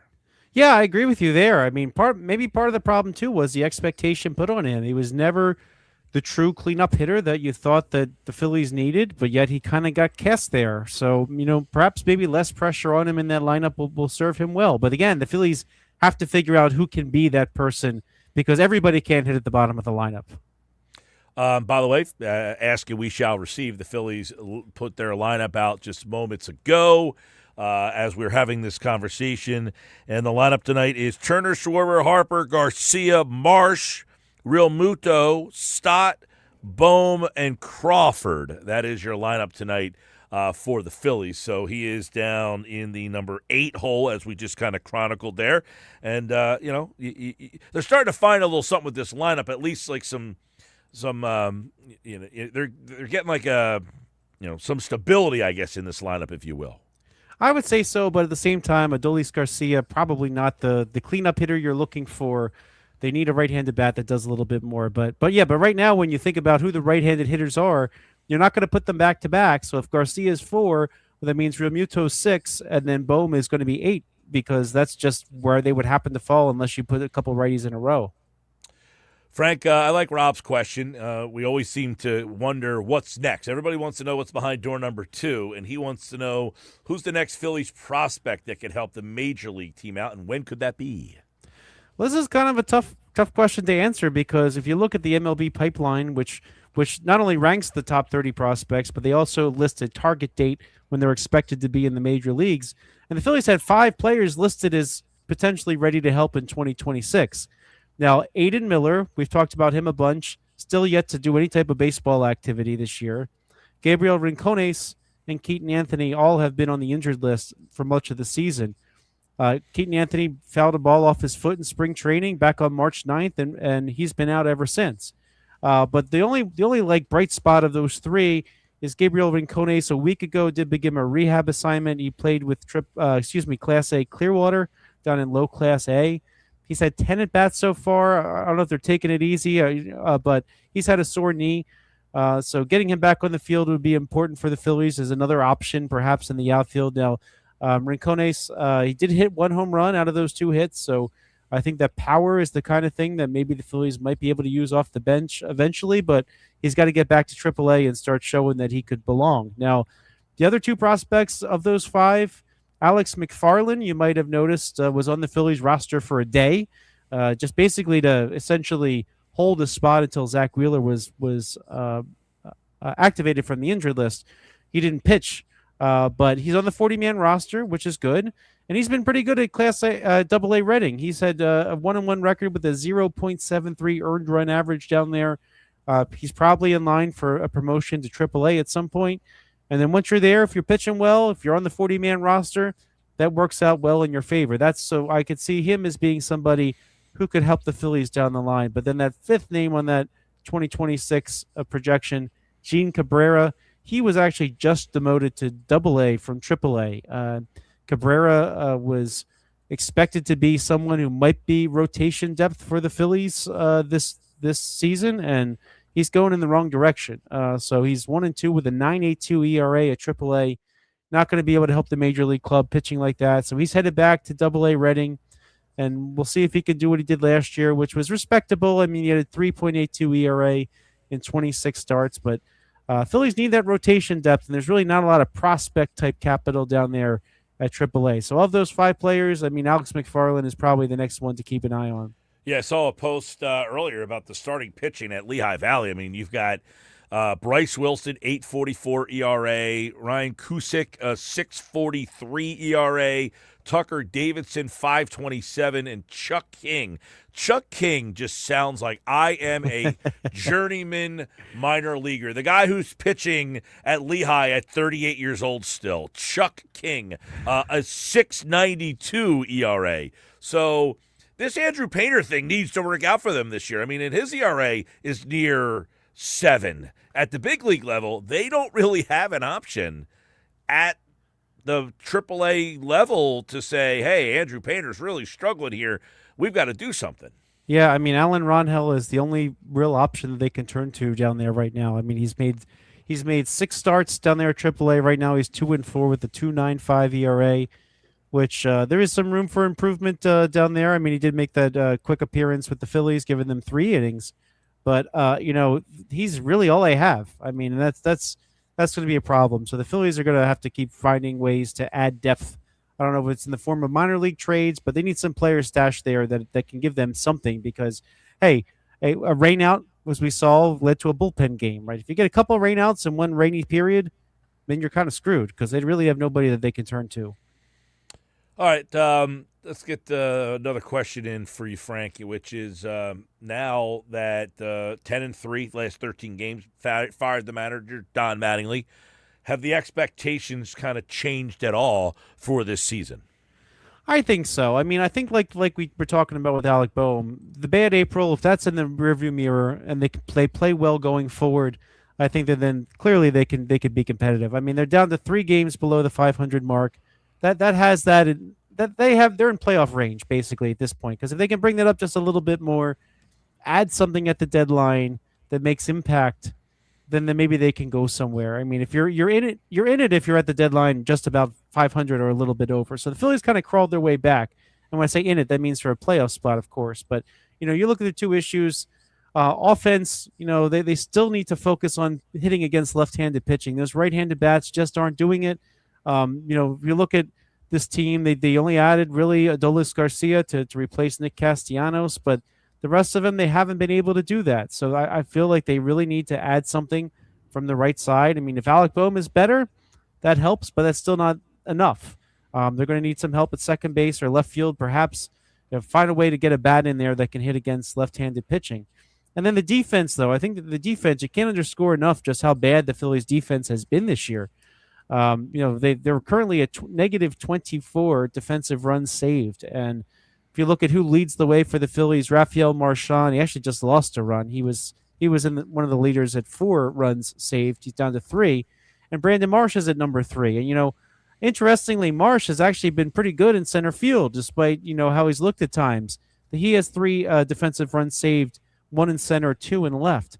But they have 6 starters that are negative right now, and the one with the most is Justin Crawford in center field. I mean, we might have to talk about switching Marsh and Crawford, seeing how things are going right now. But if you another metric you can look at there is FIP, as people call it, fielding independent pitching, and it basically answers the question: what would the team ERA look like if all the plays were made behind them? And the Phillies are a 3.58 FIP, but they have a 4.57 team ERA. That means the Phillies are essentially, on average, giving up a run every single night that they don't need to give up, and it's made the pitching look worse. So Philly's got to do some improving in that area. I don't know if that means getting in some better defense. I think Crawford, he's been overall okay. I think you got to talk about maybe swapping him and Marsh, or bringing in a center fielder and figuring it out that way. But right now the Atlanta Braves, they have the top team ERA, they have the top team batting average, and if you're going to have those two things, of course you're going to be the favorite to win. So I don't think the Braves are going to slow down. So talk about expectations. I think the Phillies can make the playoffs. They can pull themselves up from this, but I think the Atlanta Braves might be a little bit tough to catch at this point, but they got to do something at the trade deadline, fill some of these holes, because I think they still are poised to make the playoffs, but got to make some of those adjustments. All right, and as you mentioned, Braves might be a little bit in the rear view right now, or in the front view, too far to catch. But the way they have played here recently, 10 out of their last 13, you hate to look at the wild card standings. However, 4.5 out of the wild card, at least you're not like double digits out of the wild card. It looked like the season was almost a loss, was trending towards being a loss season. They have kind of saved the season with this 10-3 stretch. Now they've got to really push the pedal to the metal to kind of get to that next level here.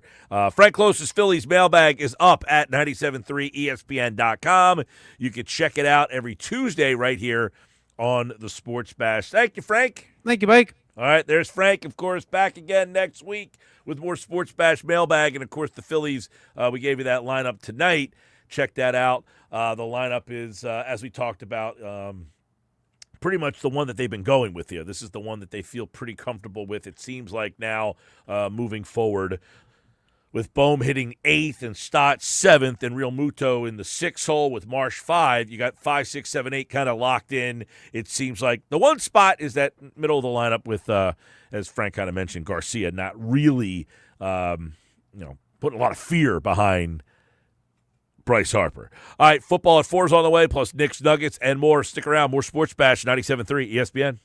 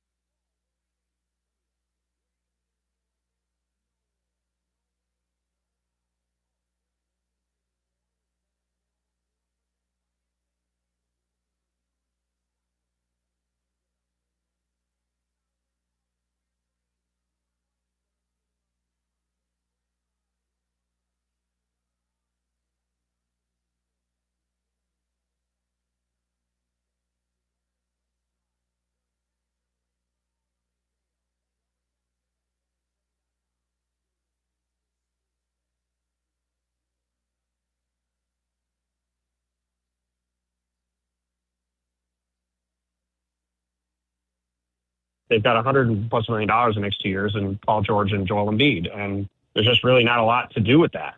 Do you hope those guys are healthy and available at the end of the season? Do you hope for improvement from VJ Edgecombe, who had a phenomenal rookie year, and from Tyrese Maxey? But there's just really there's not a lot to do. It doesn't make sense to give up a bunch of draft picks to just dump one of those big salaries. They don't have a lot of flexibility to add to the roster. You know, they probably need to re-sign Kelly Oubre and Quentin Grimes this summer. But if they do that, they're going to go into the tax. Are they going to be willing to do that? We'll see. It's just hard to think that a lot is going to change.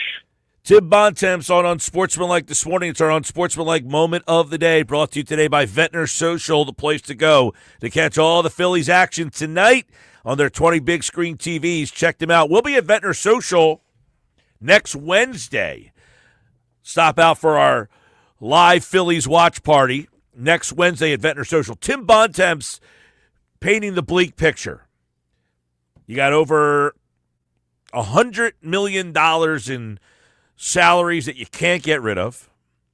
You basically are in a spot where it will be very hard to make trades. You don't have any roster flexibility. You are basically backed into the corner, and the guy's got the bat up against your chin. And he's saying, what are you saying, loudmouth? You got something to say to me? Say it to my face. And they're basically stuck in the corner going, I didn't say anything. No, I didn't say anything. No, we'll keep the same roster. You win. You win on this one. I mean, there's just no way out of this corner right now. Look, we could all scream and yell till the cows come home about what we think they can and should do. But there is one big problem. There are rules in the NBA, financial rules that you have to follow. Like somebody texted in, well, can't they just pay out Embiid? No, you cannot buy him out. You could pay him all the money up front, I guess, if you wanted to, but the contract is for 3 seasons, and that is against the cap. So whether he gets all his money now, today, or at the end, you are capped out.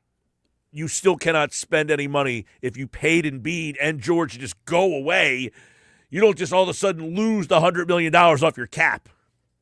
It's not how that works, but that was clever. 609-403-0973.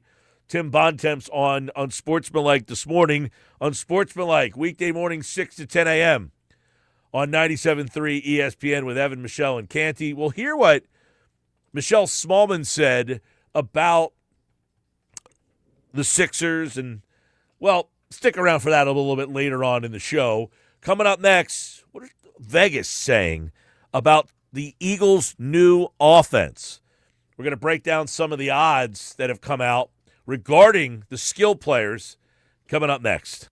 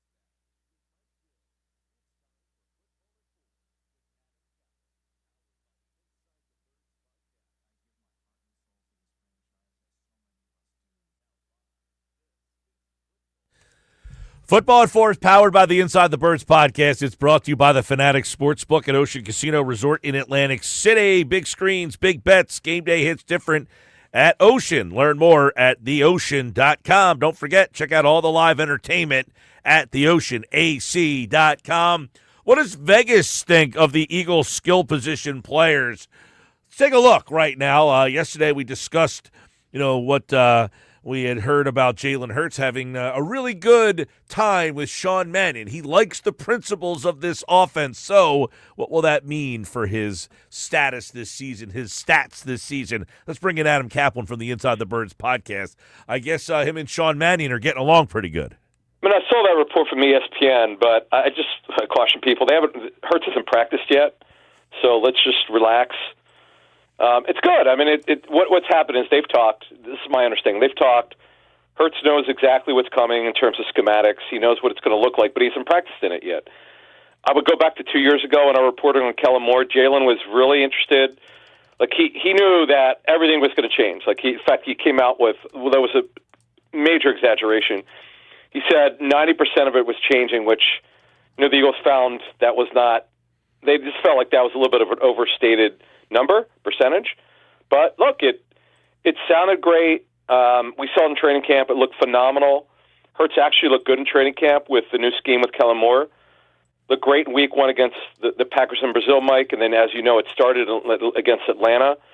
And for most of the season, their passing game was not very good. It was majorly disappointing, yet somehow they won a Super Bowl. So we'll see what happens, Mike. I'm very bullish on Sean Mannion and everything. I actually talked to a coach who knows him.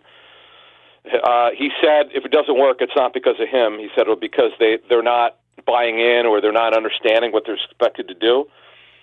This is what the offseason practices are for. Then as we get into training camp, we'll see what it looks like. But I'm actually optimistic about it. All right. Well, I think a lot of people are very intrigued on what could happen here. Let's see what Vegas thinks. Adam Kaplan, Jalen Hurts has been, at some points, he has been the favorite to win MVPs a couple of years ago, at least, by some sports books. He's been in the top 5 area for odds. Where is he sitting at right now?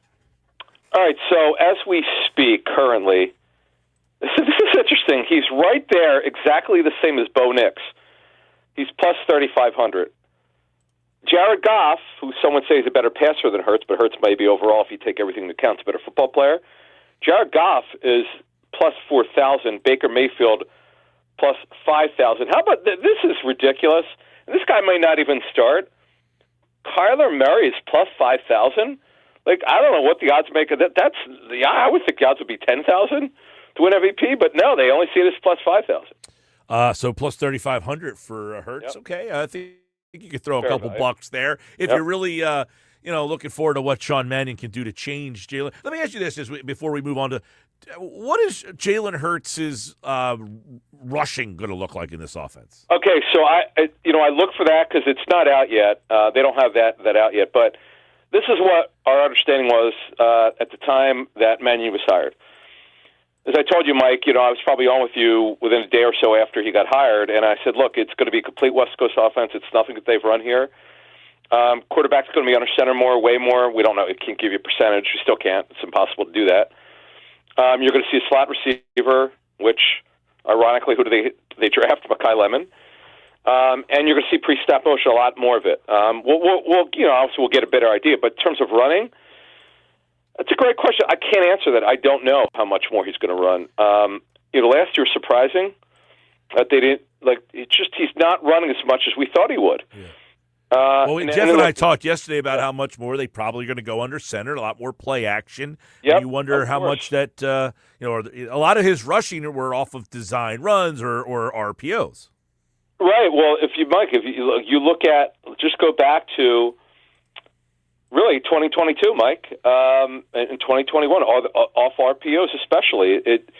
When Shane Steichen took over, he's like, okay, this is what's going to have to happen if we're going to win. And it worked. It worked in 21 when he took over. They became a running team. In 22, their passing game was great off of the run, whether it's Hurts or whoever else they had in there. It works. So, and for fantasy, it absolutely impacts it. But I'm going to tell you this, Mike, and I know I seem to be in the minority, as we discussed on our our Inside the Bird shows with Jeff and I, is that, I've asked a lot of people around the league, what do you think, what do you know, and it's a lot of thumbs down, not on the OC, it's whether Hurts could be successful in a timing-based offense. Is the RPO gone? Do we think we're going to not see that at all? We might. We might see some of it, but Mike, see, the thing is, we can't put a percentage on anything because they don't even know. Yeah. They know they're going to run it. They know they're going to run the quarterback under center way more.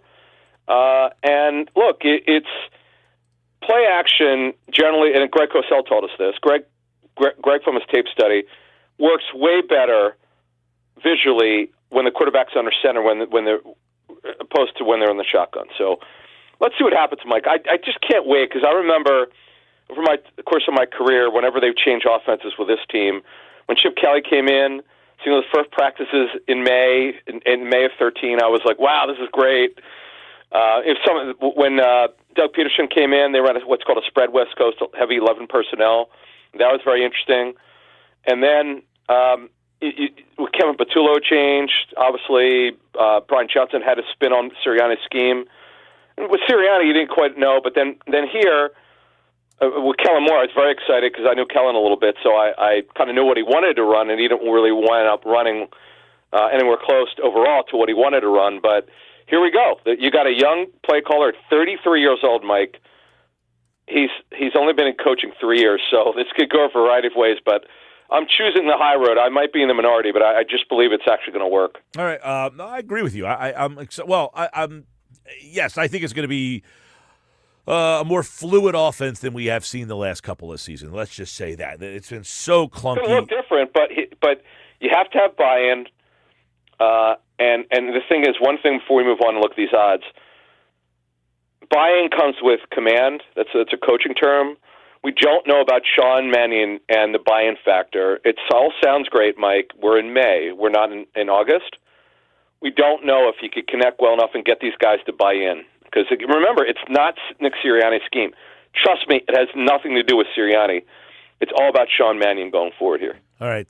What about Lemon? All right. He is the first-round pick. People are excited. What does Vegas think about Mekhi Lemon's rookie season? Yeah, offensive rookie of the year, plus 1,100. I think that's see, here's the thing. They don't have – well, they actually do. They don't have his reception total out, and we'll get to that in a second. I am really bullish on Mekhi Lemon because every West Coast offense feature to some extent an inside or a slot receiver. Mekhi Lemon is going to be the Eagles' main slot receiver. In fact, they really have not had a true slot in years. That's why they drafted Mekhi Lemon for this offense, and he's going to fit in great. It's going to be hard. It's going to be hard for him to win it. There are going to be plenty of other players, and we'll talk more about these. We have plenty of time now in May and June to talk about the other candidates, and we'll talk about the fantasy props too. But for Lemon, finishing him off, the over/under receiving yards. It's funny. My number, okay, I'm doing some projections would have been 700. They've got it 650.5. The over and the under is minus 110. So for every 110 you bet, because you have to, it's the juice is the extra $10. Mm-hmm. You get your bet back plus 100. If you lose, obviously you lose $110. I kind of like the over. See, the thing is, Mike, I can't wait to see what they have for Hurts for passing attempts per game. They probably won't have that for a while. I mean, is he going to be over 30? No, but I got to think in the high 20s. I just can't. The other thing is, Mike, will they ever be a great running team again after what happened last year? Well, let's see what Vegas thinks on that coming up here. Let's go. We got Saquon Barkley. Right. What is the rushing yard over/under? I love this over. 2 years ago, I loved it. It actually hit like 9 games in. I distinctly remember talking to Scott Farrell in Sports Grid. We were going over the fantasy props. That was my number one favorite one. Last year, obviously, I was wrong. Who could have seen what happened? See, this is when we say it's a year-to-year league, Mike. Who could have thought the Eagles had the worst run-blocking O-line in the National Football League? You could have made that up. They had the best the year before. I don't know. Did we know they break down physically like they did? No way to know that. But so the over/under total is 1,100.5. I see 14. It's going to start with a run. That's my understanding. It's not going to change. How could they be worse, Mike, than last year? How could they possibly be worse running the football? I don't think it could be worse, and you're hoping that your offensive line is healthier. Better. Yeah, healthier, right. I agree. It's got to be healthier. Think about it. Lane Johnson, okay, hurt for a big portion of the season. Landon Dickerson hurt the entire season. Cam Jurgens hurt the entire season. How could they be any worse physically? I hope not, because that would be a brutal situation again. I mean, if the offensive line is what it was last year, we would be having some interesting conversations. It would not be good. Throughout the It would season. not be good for anyone. Right. Let's go to the offensive player of the year, because this throws in everybody. All right, Hurts plus 8,000. Remember, as the MVP, it's different. MVP is the most valuable player to his team. Offensive player of the year is more of a stats-oriented deal. And Hurts is plus 8,000. Barkley, this is interesting, Mike. He's only plus 1,500. Now, again, it's a stat-oriented for Barkley. Look, if he goes for 1,800 to 2,000 yards, he's not hitting 2,000 yards. No chance it happens. But let's say he goes 1,700 yards. He's in the conversation for Offensive Player of the Year. Now, this one's comical because he's going to New England, A.J. Brown, okay? That's going to happen, okay? That's my understanding is that's the way the Patriots are operating.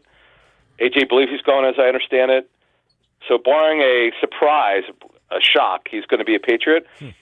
Well, are the odds makers not buying into that? Because he's plus 5,000 now. If by a minor miracle he's back with the Eagles, there's too many mouths to feed in the pass game. I don't see how it would work. But with the Patriots, he'll be their number one pass target. So I'll be very interested to see on June 2nd when this trade should go down. Does it go down to plus 3,000, plus 4,000? We'll see. And by the way, Devontae Smith, who will lead them in pass targets, plus 15,000 to be Offensive Player of the Year. He's so great. Why does he not get the national recognition, Devontae Smith? Yeah. I never understand that. Maybe this will be the year when he's the guy by himself. Yeah, fair point. And then finally, Defensive Player of the Year. Now, Jalen Carter is coming off of two bad shoulders. He's plus 2,500 for DPOY. This one's fascinating. This one I would take, Mike. I'll put down $100 and get 6,600 back. Cooper DeJean plus 6,600. He's so special in his role, Mike. You know what? The word has gotten out. It's not just Eagle fans or the reporters locally. It's gotten around the league how special this kid is as a super freak athlete. Why not? And then this other guy, you'll hear us talk about this tomorrow. We drop our inside backer, as Vic Fangio calls them. He refuses to call them off the ball linebackers. He refuses to call a nickel defender a nickel corner. He will not call him that. He calls them nickel. It took me like a year and a half to finally give in and call them just nickels. But Zach Bond is plus 12,500, Mike. Way more of a long shot. He's another one where people just the league doesn't like. If you talk to coaches around the league, they buy in, and personnel people that go, he's really a good football player. But the national media doesn't really follow Zach Bond, it seems. Yeah, he was in that conversation a couple of years ago. DeJean will be the interesting one, because obviously I'm assuming he will be their. Well, they don't like to call him nickels, but he'll be the inside slot corner. Is it nickel? No, they call him nickel. That's it. He doesn't call him corner. It's slot. I think Vic did once. I do distinctly remember him saying slot. He's only said it once. He calls him nickel. It's just really funny. He's so old school. But to his point though, if you look at the personnel usage, right, the way that he uses them, and he's really what personnel people call a dynamic slot, the most athletic nickel/slot defender in the league. I didn't say corner. Vic refuses to call him that because what he says is corner is an outside player. That's it. Yeah. A nickel is an inside player. Though you move him around. See, this is where I don't agree with Fangio. He's a coverage player. He's moved around for coverage purposes. Vic won't acknowledge that, but he knows that better than anyone listening. Mm-hmm. So I'm a little bit surprised he says that, but hey, it's all good. But he's not a safety. No. Well, you know what's funny, Mike? Their plans were not to play him there. But if they don't get that safety by the end of their off-season program, the end of the mandatory camp, I'm not ruling anything out. At least see some snaps there, maybe cross-train him a little bit. All right. They cross-train him. They haven't played him a nickel yet. They haven't even trained him there. Michael Carter's the guy we nailed. We said when they traded for him, he's going to get cross-traded safety. People thought we were crazy. He wound up doing that. Michael Carter is their in-house candidate to play safety for start opposite Makuba, but they got a long ways to go. I put that in pencil. Certainly not bad. All right, Adam Kaplan, Football at 4, powered by the Inside the Birds podcast. Check it out on all podcasting platforms. Thanks, Adam. Thank you. I like the my favorite of those odds, I would say, would be, number one, I like Lemon as a possible offensive rookie of the year at plus 1,100. That's pretty damn good value. His receiving yard, 650. I'm hoping to go over on that one, and he likes the rushing yards over for Saquon Barkley. I would imagine he goes over that as well, over under 1,100 yards there. The MVP for Jalen Hurts, plus 3,500. If you want to just say long shot, I'll throw a couple bucks on Hurts, 3,500. He's generally at least in the conversation.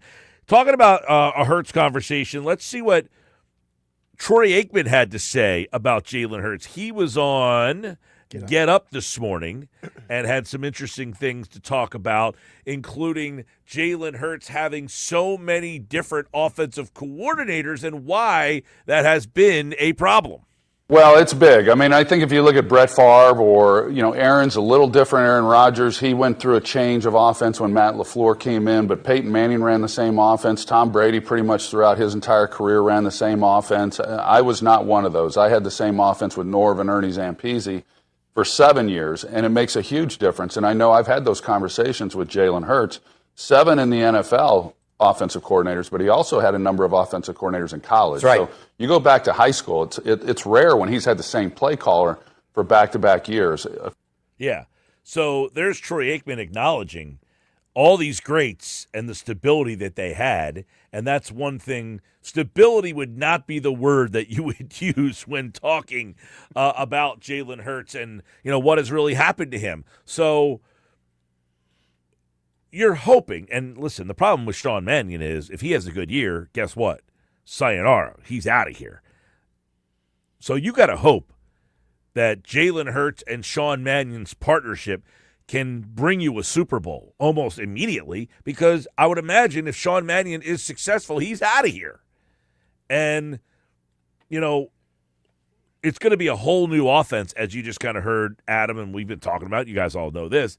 But as Troy Aikman says, Shane Steichen and Kellen Moore, they did things that made Hurts comfortable, and I'm not sure that Mannion's going to do that.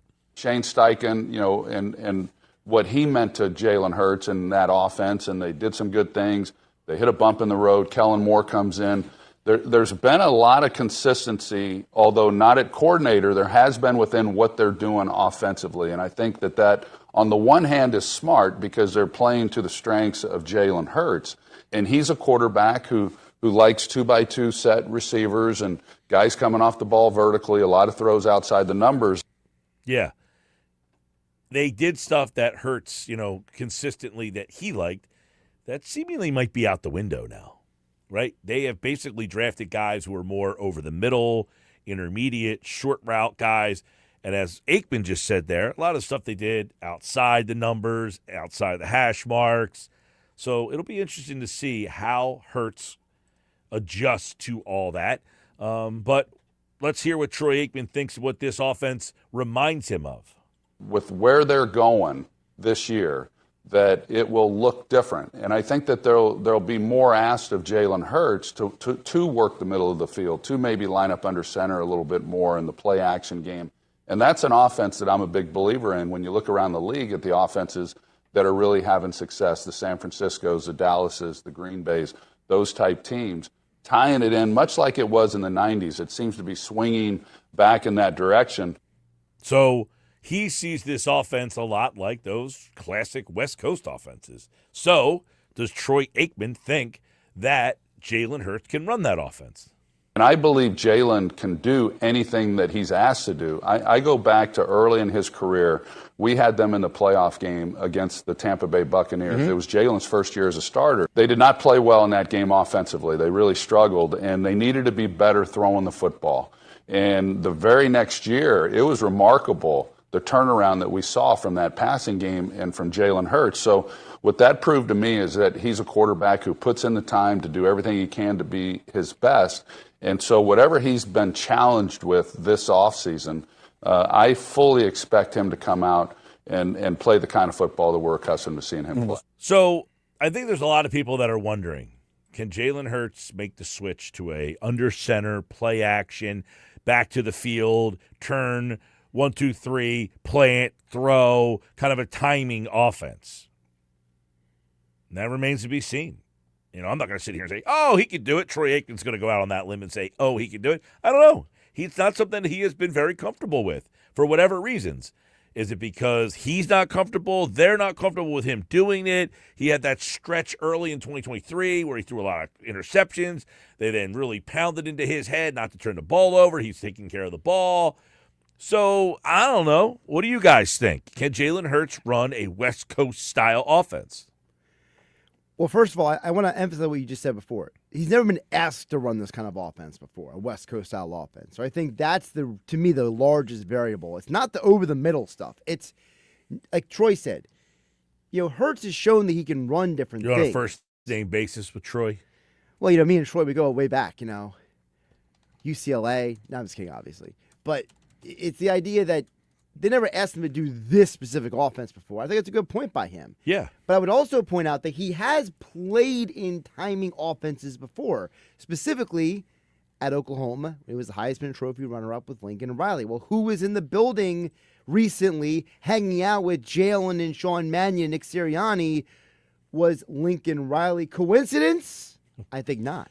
Well, and the Eagles have done this a lot in the past where they have got guys, especially college guys that Howie has had some infatuations with in the past that they've kind of bought in to try to.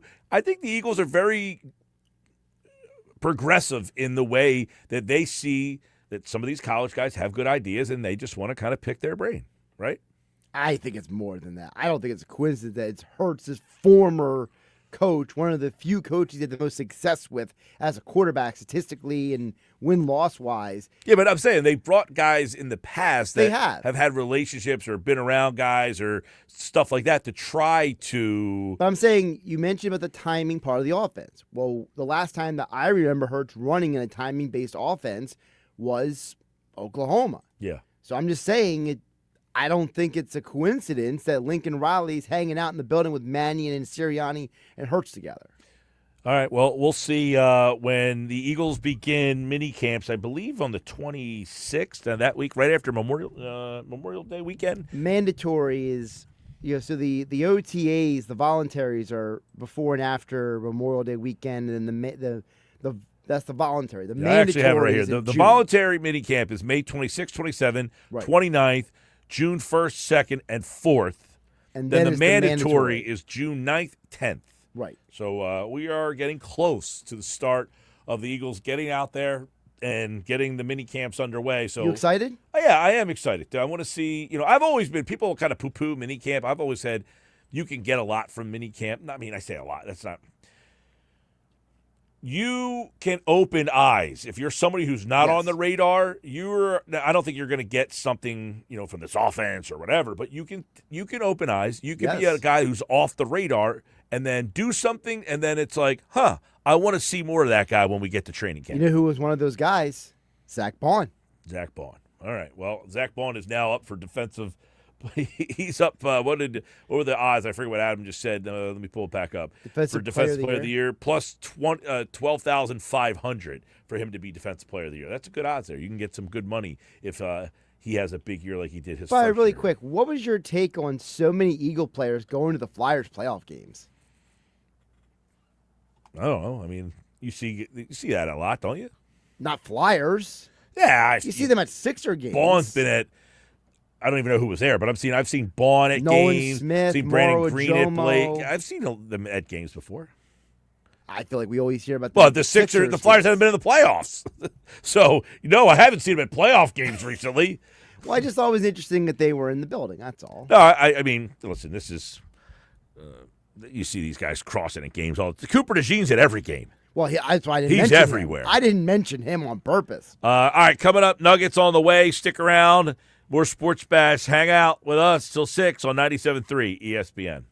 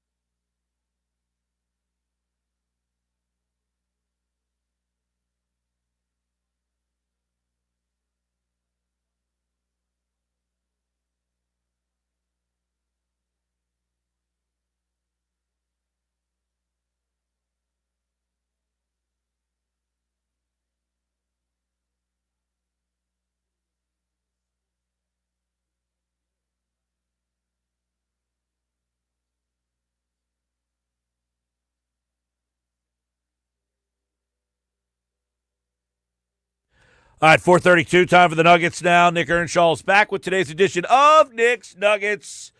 You can check out Nick weekends on The Locker Room with Billy Schweim on 97.3 ESPN and right here daily on the Sports Bash on 97.3 ESPN. All right, Nick, we got no games last night, no Sixers, no Flyers, no Phillies, so I'm looking forward to what today's Nuggets has in store. Yeah, yesterday was an off day, essentially, for everybody. Last night, no more Sixers, no more Flyers. Phillies were off. They play Boston coming up here tonight. So look, it was a nice night to have off, but there was some other things were going on. What'd you watch last night? What did I watch? So I worked a little late last night, and then I went home. I actually watched part of the Hulk Hogan documentary. Wow, I already saw it. I watched all 4 parts already. I've gotten 2 episodes down, and then I was out, zip, zap. Out. Okay. Asleep. Well, it's okay. It's a little fluffy. Yeah, it is. So far. It's been okay. It's been okay. Yeah, it's been okay. All right, moving along. Let's get into these Nuggets. Nugget number 1 is an Eagle Nugget. You know, we are in the offseason, but guess what? Our old friend Kevin Patullo had a few things to say. So he was down in Miami. As you know, he's been hired by the Miami Dolphins. And Miami Herald writer got a video and asked a question about his time in Philadelphia. Take a listen to what Kevin Patullo had to say about what he went through when he got here in 2021. I think really just coming in with Nick in 2021 and really building that whole entire program from the ground up. You know, I was the first one there with him, made a lot of the hires. We set the organization in place as far as culture, what kind of players we wanted, what kind of offense we were going to develop around guys. So just being a part of something from basically ground zero until, 2 Super Bowls and we win 1, that's a big piece of it. So being able to understand, and I wore different hats. I was assistant head coach, I was offensive coordinator. I was heavily involved in the offense every year. And just understanding what it takes to get to that high level and achieve what everybody wants to achieve, I think is really going to be critical going forward. So there you go. Kevin Patullo, because we haven't really heard much from Sean Mannion, but there's your former offensive coordinator trying to set the record straight on what he contributed to the Philadelphia Eagles when he got here in 2021. He helped build everything from the ground up, it sounds like here. I mean, I don't know that Patullo is he didn't do a good job last year. Like, you could build stuff, you could be, a key part in certain things. Maybe he just didn't have a good feel for calling plays or, when to call the right play. I don't put as much blame on him as many others do. I said all season long, if you call a play, the same exact play that Kellen Moore called the year before, Kellen Moore got 8 yards on that play. You got 1 yard on that play. It's a hard way to call an offense when your team is not executing the way that they did 1 year ago. So you're like, man, we called this play all the time last year, and it worked to perfection, and it's just not working for us right now. So I think that is something that got lost in the sauce a lot last year, and we all love to blame coaches. They don't know what they're doing. They're horrible. And I think he kind of got wrapped into that. Yeah, and listen, he was a part of both Super Bowl teams, and I was very, very critical of Kevin Patullo. I just did not think he evolved. He was thrown into a situation where the offensive line did not help him out. When you mentioned, we call one play 1 year, you get 8 yards, the next year you got 1. There was no adjustments, right? There was no adjustment to what the Eagles had last year because of injuries, et cetera, and other unmitigating factors or mitigating factors for that matter. So, I didn't think he did a great job. It might not have been the best role for him. It felt like, all right, Sirianni, we're going to move my buddy up because he's earned it. He's been here for a while. He's helped build this entire thing over the past couple of years. I don't think he needs to rehash his entire resume here. He helped them win a Super Bowl, great in his role that he probably flourished more in. Did not flourish as an offensive coordinator with the Eagles. Was there other circumstances? Sure. But was not good at the adjusting part. And I don't think anybody last year was good at the adjusting part. And that's not why you now have Sean Mannion into the fold. Yeah, and listen, I'm not going to sit here and say he did a great job, but obviously they won a Super Bowl with him on the staff. So he wasn't a complete boob. I mean, he was here when they won a Super Bowl. He did something. He was on the staff.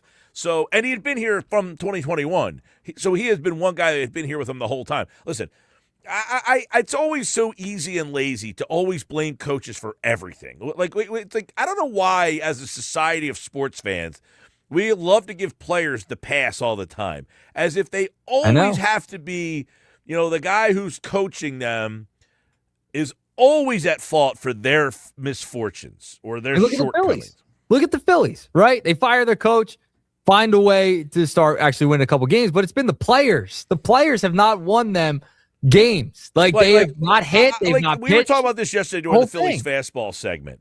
They're like, well, I think Oscar was saying, Don Mattingly, now he's talking to these guys and blah, blah, blah. I said, Don Mattingly was here before. It's not like they picked him out of the clear blue sky and he was here. He couldn't have talked to guys. Everybody's making a big deal of, he fields ground balls at first base. Guess what? He was fielding ground balls at first base when he was the bench coach, too. Like, the fact that people are like, all these things, he was here before. So all these things that he's doing now, what are you saying? He didn't do these things before?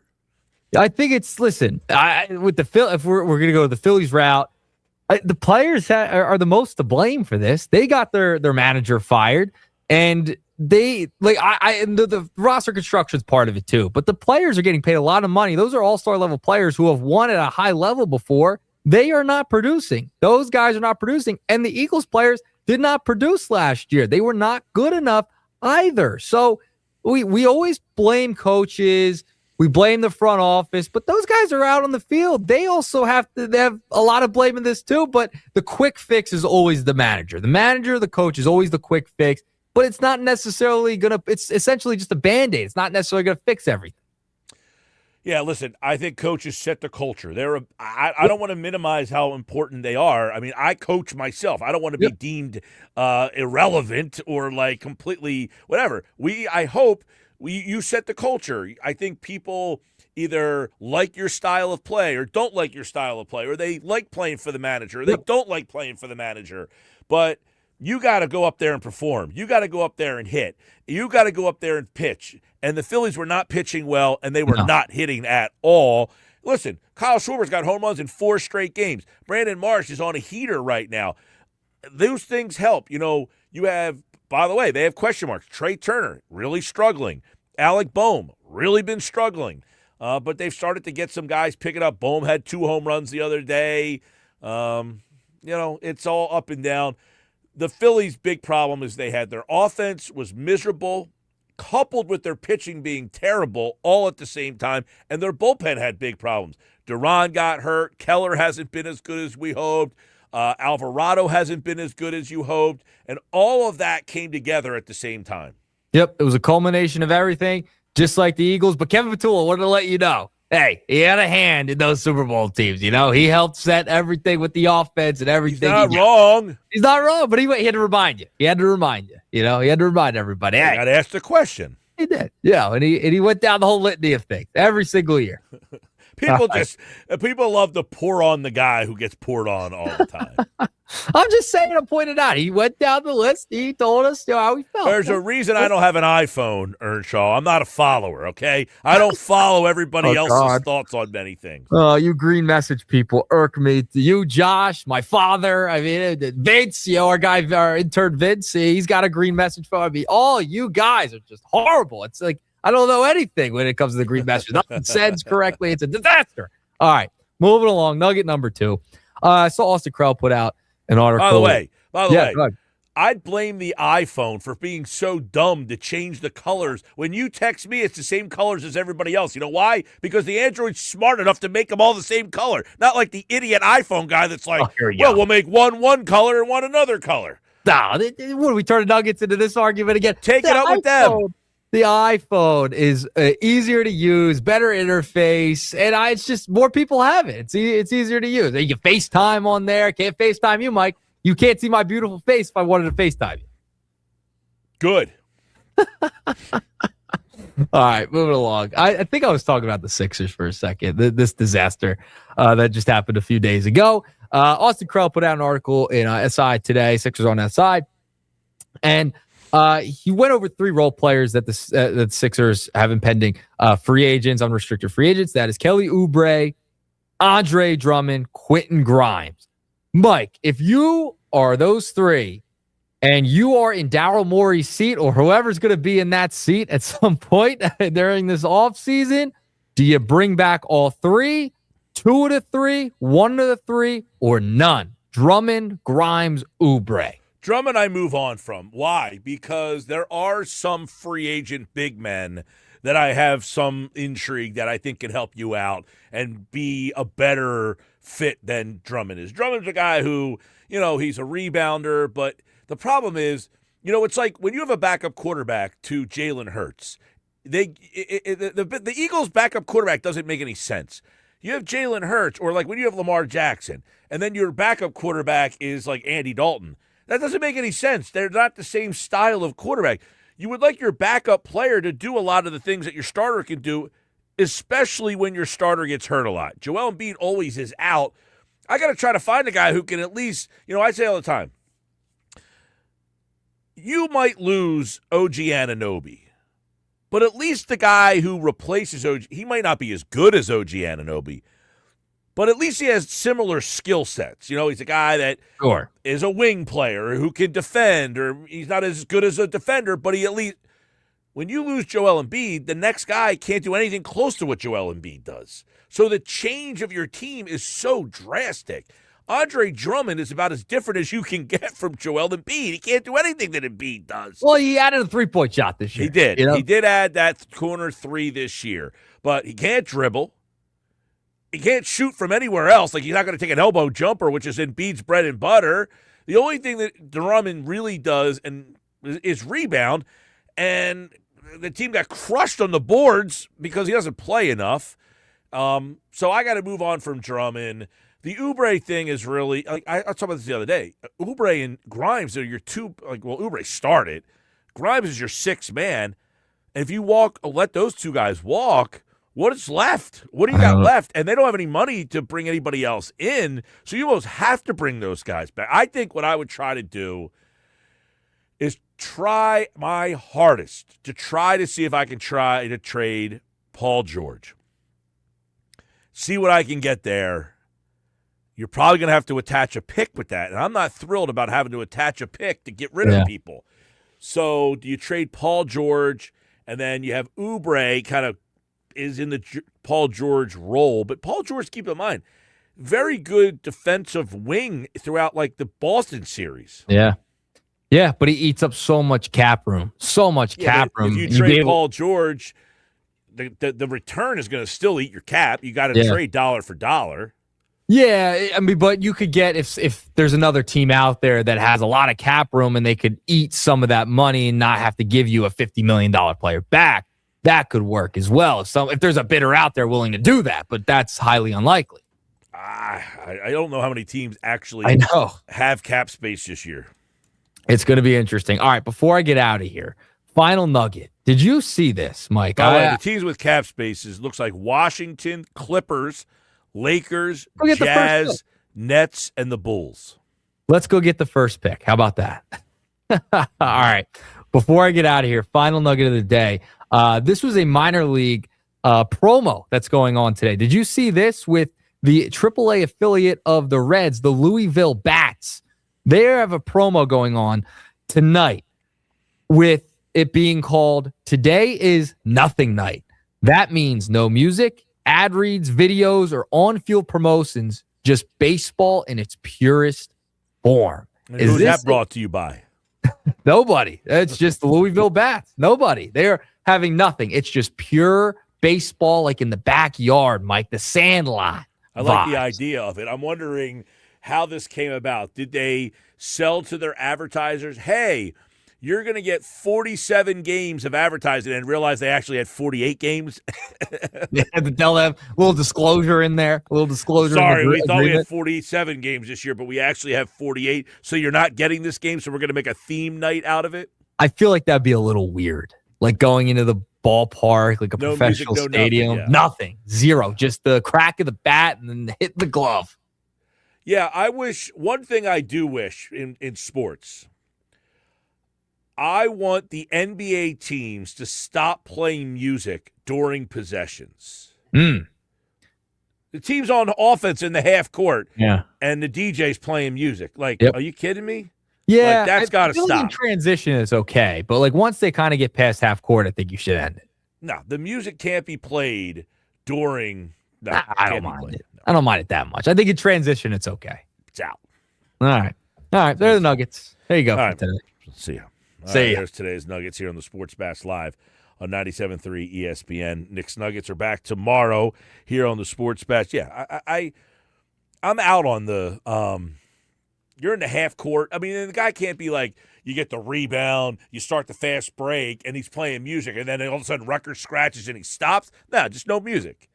You don't need to be playing music when the team's got the ball. Like, let the game just breathe. Let it be a game. You turn anything. And you know what else we need to end? When you go to like a high school tournament and they got the DJ in the gym. We don't need that either. Just put on some music. I don't need the audio turned up to 140. And it's so loud you can't talk to the person next to you, and nobody can make out what the guy's saying because the speaker quality isn't good enough. Everybody get on your feet today. No, we don't need that. All right, so to school AD or whoever, when you're hosting the tournament at your high school gym, we don't need the DJ that is over-modulated with the volume way too loud, okay? That'll be for the upcoming high school basketball season whenever – I know that's not for a ways off here, but any tournament that is in a gym that is going to have the DJ in there, and the NBA game, we don't need any music being played. Now, that baseball team, that's a pretty drastic thing to have no music, nothing between the innings, just complete silence. Seagulls, if you're at Jersey Shore watching the Phillies single-A affiliate up there. Sports Bash Live, 97.3 ESPN, 609-403-0973, 609-403-0973 on the White Horse RV text board. James from Delaware, who's a worse OC, Kevin Petulli or Nick Sirianni? I don't know that Nick was really ever calling the plays when he was an offensive coordinator. He called plays here briefly as a head coach. So technically, as an offensive coordinator, I guess Kevin Petullo was probably worse than Nick Sirianni, although Nick called the plays for 7 games as the head coach in his first season. I would say Petullo is worse because at least when Nick realized he wasn't doing a good enough job, he let somebody else do the job. He bailed. At least Nick Sirianni had the self-awareness to be like, you know what? Someone else might be better at this job than me. Yeah, well. Petullo was like, remember the story that he called Ryan Fitzpatrick complaining about how people are too hard on him? Yeah, well, he may have tried to get out of the job, and they might have said, we don't have anybody else to go to. Matt in KBA Courthouse says the Sixers' bad luck dates even beyond the process. ... Andrew Bynum. Yeah, the Bynum people, many people believe that the Andrew Bynum trade and then subsequent him never playing led to them making the decision to start the whole damn thing over. I mean, listen, they took a shot on Bynum. They thought Bynum could be something, and it failed miserably. That's for sure. Chris in Delaware says, Nuggets jinxed the Sixers. I blame him for the sweep. That's right. Remember, Nuggets said he went to the game after they lost Game 6, and he went to the game and hasn't turned out well. Anything since that night, he got the Sixers swept. He got the Flyers swept. Nuggets, bad job. All right, we come back next hour. The Sports Bash is live on 97.3 ESPN. Hey, I want to tell you about my friend Rocco over at Kiaker. I just stopped by there Monday or Tuesday this week. Actually, no, it was Thursday of last week. Today is Tuesday. It was Thursday of last week I was over there, and we were talking about the Sixers and the Flyers. And we were hoping that we would still be talking about the Sixers and the Flyers, but instead I said, what about that Integra for $199 a month? You still got that? He says, yep, now through May 31st, you can lease that sleek 2026 Acura. And I went over there and checked it out, and let me tell you, you need to go check it out too. Tell them Mike Gill from the Sports Bash sent you.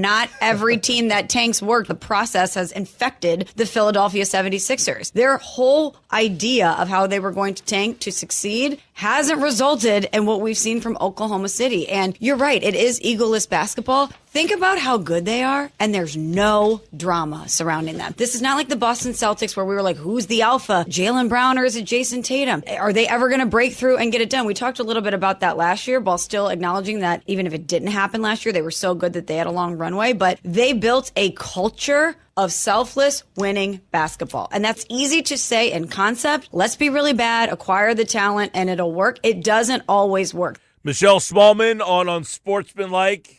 Weekday mornings right here on 97.3 ESPN. They were talking this morning about, I think Evan Cohen was saying basically the gist of the conversation, if you will, right? You have Evan Cohen who was essentially, he has said there was three things, right? There are three things that are true, which was basically you're at a spot right now where you have been a failure, and a lot of people equate the failure with the fact that you chose to lose, right? You made the decision that we're going to lose purposely, and that that kind of infects your culture, right? Oklahoma City has squashed all of that, right?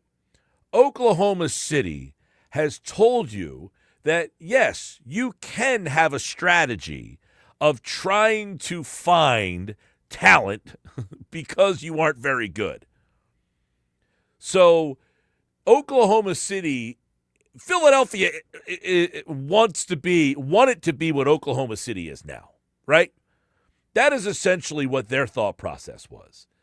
So for everybody out there who looks at the Sixers as a total failure, the idea that they had in 2013 was implemented by the Oklahoma City Thunder. Here's what Evan Cohen said on Unsportsmanlike yesterday. And this was kind of the basis of the conversation that kind of sparked what Michelle Smallman said today on the show. Here's what Evan Cohen said yesterday. Of why you should not tank. I understand, and he also could be the living embodiment for some people of why you should, because you can end up with an amazing talent like that. He is, I'll use your word. Well, I'm sorry. Yeah. You could end up with an amazing talent. But the tanking part of it. Is the goal of the exercise to end up collecting talent? That's the point. Or is it to win the championship? Exactly. So he's the living embodiment of why you should not tank, because you could end up with an amazing talent. But if you do it for long enough, as Small said, the talent is then infected by a culture of losing. Vince Lombardi said it best. Winning is a habit. Unfortunately, so is losing. So they're not wrong in what they say, okay? But the question I might have based on that conversation that I want to get your guys' input on, 609-403-0973. Do you guys blame the tanking as to why this team is where they are today? Because Oklahoma City tanked 2 years in a row. Oklahoma City. I was looking this up today, okay? Oklahoma City tanked for 2 seasons, and it wasn't a long 5-year thing like people think the Sixers tanked for 10 years. Sixers tanked for like 2.5 years. Really, like 2.5. That third year, they started to come around a little bit. Oklahoma City in 2020 won 22 games. The next year they won 24 games. Then they won 40, and then they won 57, and then 68, and blah, blah, blah. So their turnaround was pretty quick, much like the Sixers. The Sixers won, 18 games, 19 games, 27 games, and then they went to 52 games. The problem is they never went from 52 to that next level. Oklahoma City went from 22 to 24. Those are the 2 years where they were really bad. And in those 2 years where they were really bad, they made so many good decisions. They made so many good decisions in 2020 2021, 2022. I hate how basketball, because they cross over, like it's not just 1 year. Like in baseball, it's just that season. It's the 2020-21 season, 2021-2022 season. So it's 2 seasons of basketball that stretches from 2020 to 2022. So Oklahoma City tanks for 2 years. And they make that trade that really was the big trade that really put them over the top. The Paul George trade, which they're still prospering from, for God's sakes. They make that trade for Paul George. They traded the Clippers, traded Shai Gilgeous-Alexander to the Thunder. Think about that. The LA Clippers traded Shai Gilgeous-Alexander to the Oklahoma City Thunder. The Sixers were never able to kind of get that deal. What they constantly were leaning on was making draft choices. And you go and look at all these draft classes and say, why did the Oklahoma City Thunder prosper? You know, they basically gave up 2 seasons. They lost purposely, said, we're not going to be very good. And then they get the draft choices. But their big move was the Shai Gilgeous-Alexander deal. That was the one that really started to change for them. So when you look at the Sixers and what happened and what's happening now and where they are and how they're stuck, how many people out there, because Oklahoma City drafted Josh Giddey, was one of their picks. He was the 6th pick in the draft. He was a good player, but not a difference-making player. You know, Oklahoma City also drafted Sengun, who was a really good player, but never played for Oklahoma City. So you're looking at the draft situation and saying, well, Oklahoma City didn't really prosper. You know, they got Chet Holmgren, he got in with the 2nd pick in the draft. He's turned into a pretty good player. Jalen Williams, he was the 12th pick. He's turned into a really good player for them. So Oklahoma City, you know, was able to make a big trade. They were bad for a couple of years, which landed them Chet Holmgren and Jalen Williams. And then they have just got a treasure chest of picks throughout this time that they just constantly, but they missed on a lot of draft picks too. So it goes to show, like, the Sixers missed on a lot of draft picks. Oklahoma City, they took Derek Lively, was one of their picks in one of the years. They had him in the 12th pick. You know, he's not turned out to be a very good player. So they missed on a lot of draft choices. So the question I have really is, do you blame the tanking that Philadelphia chose to do? I'm not questioning that. They chose to do that. But so too has an Oklahoma City. And why hasn't it affected them? So we can't blame the losing and say, well, that's why the Sixers have not been any good, or that's been the problem, but not look at it from the other perspective. Is that a fair or unfair question to ask? 609-403-0973. You are really pondering all of this, Professor Josh. You really laid a lot out there. Let's hear. Okay, so I think, if I could just go to the OKC specific example for a moment. Yeah, sure. I mean, because what Michelle Smallman laid out there I thought was very interesting. So to me, the OKC thing is an example of what you have talked about before that she didn't bring up, which is you need a little luck with some of this stuff. You know, and again, it's an if, but what if Joel Embiid came into that draft completely healthy? He might not have fallen to you in the first place, right? That's a good possibility.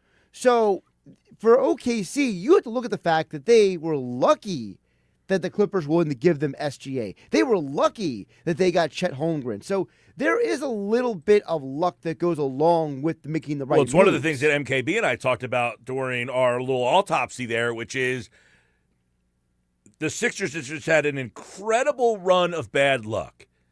But is the bad luck, I think people equate the bad luck to the losing culture. They do. And I think that's where you have to kind of ask the folks out there at 609-403-0973 on the Whitehorse RV text board, where do we draw the line? because are the Sixers unlucky that Joel Embiid is never healthy, or should they have never have drafted him? Right? Like, where do we draw the line on those kind of things? Because, for example, with OKC, you mentioned Josh Giddey.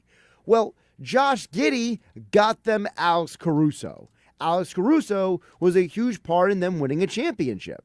So, which is it? Is it the chicken or the egg? Were you lucky to get an asset to get you a better fitting player, or did you make a mistake and get a player that didn't fit your team and you had to go and get a better player? So go back to 2013 draft, Joel?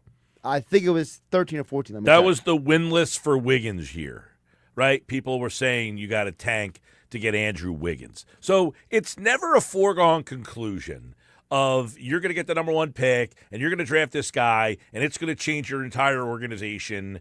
And, much like, in 2013, Anthony Bennett was the first overall pick. Yeah, so it was 14. So, yes, you're right. That was the Wiggins draft. And Wiggins was the first pick. Right. Now, the number 2 pick is also infamous. Jabari Parker. Right. Now, Parker and Wiggins were a huge debated item, and it's something that's been documented by different basketball people over the years that Milwaukee didn't really want Parker, but it was kind of one of those deals where it was like he was healthy, Joel wasn't, and they kind of went that direction because a lot of people looked at Joel as if he wasn't injured. That was always the caveat. Yeah, and then the 4th pick in that draft. I mean, Aaron Gordon has turned into a really good NBA player, not an all-star level player, but just a solid kind of guy. He's won a championship. He was one of the reasons why Denver won that championship. A huge reason why they won the championship. Now, he was drafted by Orlando, then traded to Denver. Dante Exum was the 5th pick, complete bust. He was an Australian kid. I would recommend probably not drafting Australian point guards. That doesn't work out very good. Marcus Smart, 6th pick in the draft. I don't know that he's quote-unquote 6th pick in the draft talent in your head, but he has won titles. He's been a major part of those Boston teams that were always very good, but he is like a high-level role player. Very high-level role player, yes. Julius Randle, very good player, probably like 7th pick of the draft good. That's the hard part in the NBA.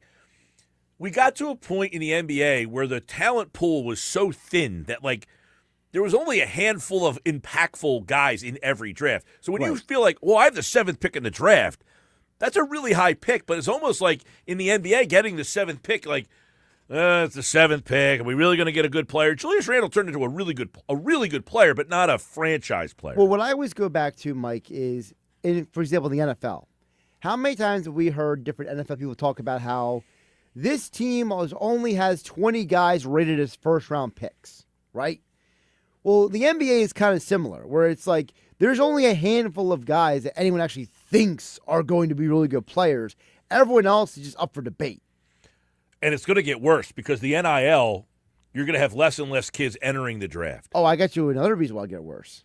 When the league expands. That too. I mean, that's going to be a big problem.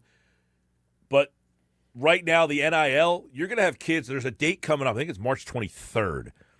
That kids can back out of the draft.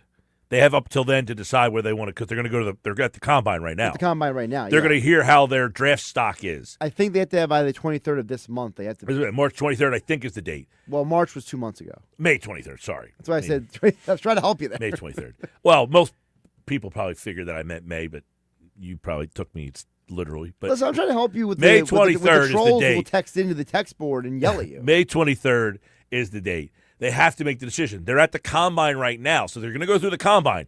Then their agents will go find out what kind of draft stock they have. They'll tell them, hey, you probably should go back to school. And a lot of these guys are going to drop out of the draft pool. So the draft pool is going to be even thinner than it possibly was.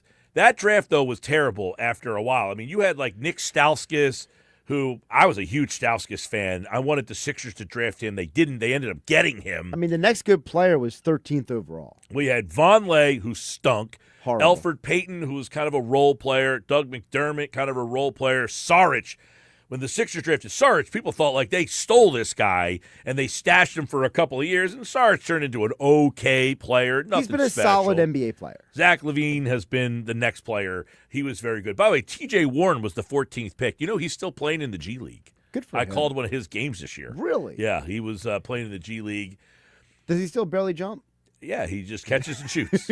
But the rest of that first round had literally, other than Clint Capella at pick 25, Bojan Bogdanovic at 27, there's not another player in that whole first round that was any good.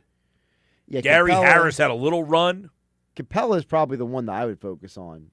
Yeah, that draft was literally Wiggins, Embiid, Gordon, Marcus Smart, Julius Randle, Zach LaVine. But this is where basketball is weird. It's the second round where the big name is. Well, yeah, you had Jokic get picked 41st. 41st overall. So that's where the basketball thing is totally. By the way, Dwight Powell was in that draft. So was Jordan Clarkson, who's still playing. We saw him with the Knicks. But my Jeremy point, Grant, by the way, was picked by the Sixers in that. He was. He's had a nice career. But my thing is that, like, basketball, this is where it's ridiculous. Because back to the Oklahoma City thing. You can get all the picks you want. But if you don't pick the right guy and the guy doesn't pan out for you, it doesn't matter. And that's what brings the Sixers process thing back, which is, where do we draw the line between bad luck and bad pick? Well, Christian Delaware says, I don't blame tanking. I blame banking the process on a guy who was injured from the start and making him the face of the franchise. The Embiid selection is why we are here.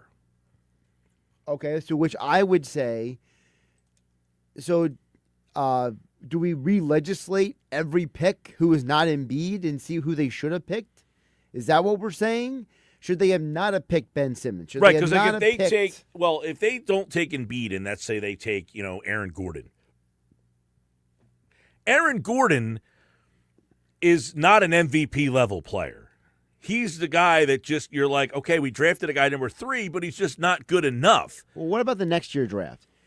Okay, you picked Okafor. Okay, so that was horrendous. You had 3 bigs at that point. That was the whole conversation when I first started working with you here in 97.3. You had Okafor, you had Nerlens Noel, you had Embiid, right? Well, you could go back to the first draft because that's really where they took Michael Carter Williams. And you could say, okay, you took Michael Carter Williams, who, by the way, was the Rookie of the Year. Now, Hinkie had the foresight to say, I don't think this guy's very good. Right, he sold him high. Let's get rid of him and try to get something in return, why he's the Rookie of the Year, which was a very smart move. They took Michael Carter Williams there. But if you look around there at pick 15, maybe they had the foresight to take Giannis Antetokounmpo. I mean, at pick 11, you took Michael Carter Williams. At pick 15, you took Giannis Antetokounmpo. Can you imagine if they decided to just say, hey, look at this guy. He's a freak. Sure. They took Nerlens Noel at number 6. They could have got C.J. McCollum. I mean, he was drafted number 10. Right. So, yeah, you could always go back and say, man, how would this team be different if they took C.J. McCollum instead of Nerlens Noel and Giannis Antetokounmpo instead of Michael Carter Williams? We'd all be loving the process. Right. Everybody out there would be like, holy mackerel, that was the smartest thing they've ever done. And that's why I'm saying, how much of this is bad luck versus bad decision? Because, again, you can go through each draft class, say, you should have took this guy. But then, as you and MKB talked about earlier in the show, you guys pointed out, when Ben Simmons was drafted, it was either him or Brandon Ingram. Like, that guy was on the cover of Slam magazine. Ben Simmons was considered a generational talent. It's not like there were a bunch of, like, detractors who were saying, oh, boy, you can't draft this guy. It didn't happen that way. People want to have this revisionist history because Ben Simmons is now on a fishing boat and Jalen Brown has an NBA championship. Right, like Okafor is the pick in the next year. In 15. Porzingis is the next pick, and there was that whole story. Well, the whole story where Porzingis said, I don't want to go go to Philadelphia. Right, and then really there was not another player after Okafor. It was literally Porzingis. Miles Turner was drafted number 11. Devin Booker was number 13. By the way, Cam Payne was number 14. Now, can we talk about really quick why? Kelly Oubre was number 15, by the way. I see that. Can we talk about for real quick why Devin Booker was 13th? Because people looked at Booker and they were not sure if he was a franchise caliber player. He's small. He was a small guard who people saw at Kentucky and said, he's not even the top 2 players on his own team. Now, to be fair, in that draft, Karl Anthony Towns went 1. D'Angelo Russell went 2. A lot of Sixers fans wanted Russell and were hoping that he fell to them at 3.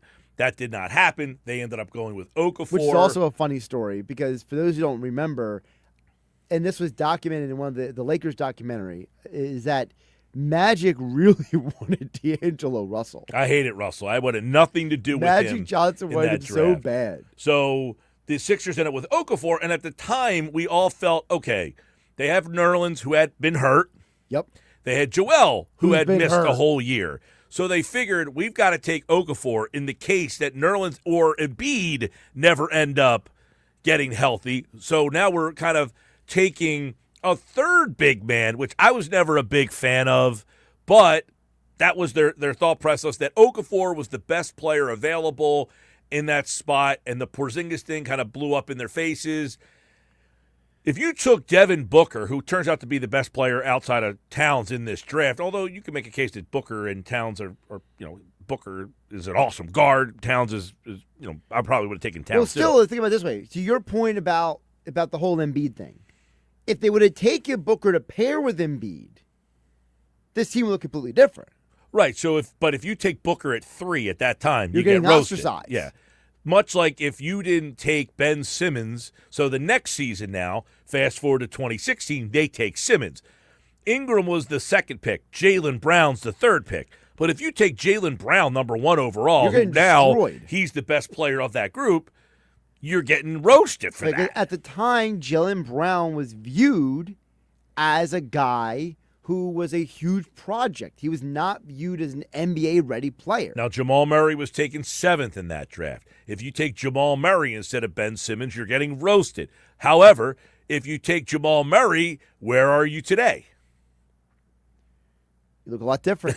You also, in that draft, Domantas Sabonis was the 11th pick in that draft. Now, how long we needed rebounding? Exactly. He's a guy that maybe would have fit in really well as a rebounder next to Joel Embiid. It's one of the problems. Joel's not a great rebounder for such a big guy. By the way, can we highlight 27th overall? Yeah, because the Sixers took Furkan Korkmaz, number 26, and at number 27 was Pascal Siakam. Yeah. Siakam has turned into an all-star. Furkan has kind of been the – by the way, the Sixers also had the 24th pick where they took Timothy Luwawu-Cabarrot. So they could have taken Pascal Siakam at 24 or 26 and chose not to both times. And by the way, DeJounte Murray was drafted 29th. He turned into a really good player. So by the way, again- Scala Bissiere, who's drafted 28th, I called some of his games this year for he's still playing in the G League. Oh, look at you. It's just amazing, like some of these guys are still toiling around playing basketball. But so let's bring it back to the original question. How much of this is luck? How much of this is bad decisions? And I think if you want to go as we are right now, legislating each draft, you could do that. But the truth is that Oklahoma City, to an extent, has been part good decision making and part luck. It is, and I think the decision making as we looked at, Oklahoma City's drafting was not great. They made some mistakes in the draft. Their luck turned out to be that they traded Paul George away because he was an established player at that time, and in return, they got Shai Gilgeous-Alexander, and nobody knew that Shai Gilgeous-Alexander was going to turn into the MVP of the league. So good job by them. But their drafting has not been great. Their tanking got them assets more than it got them specific players. 609-403-0973. Text board is got some action on it on the White Horse RV text board. Keep them coming. Keep them coming. 609-403-0973. More Sports Bash on the way.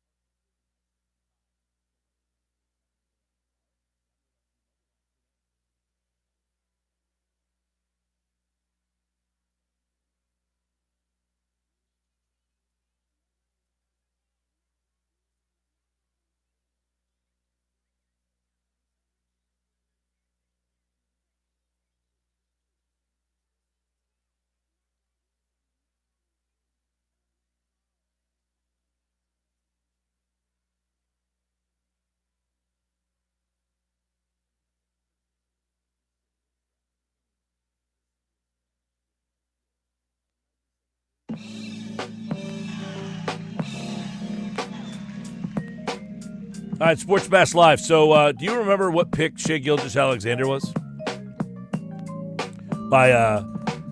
He was actually drafted by the Charlotte Hornets. Oh my goodness. How many people remember that?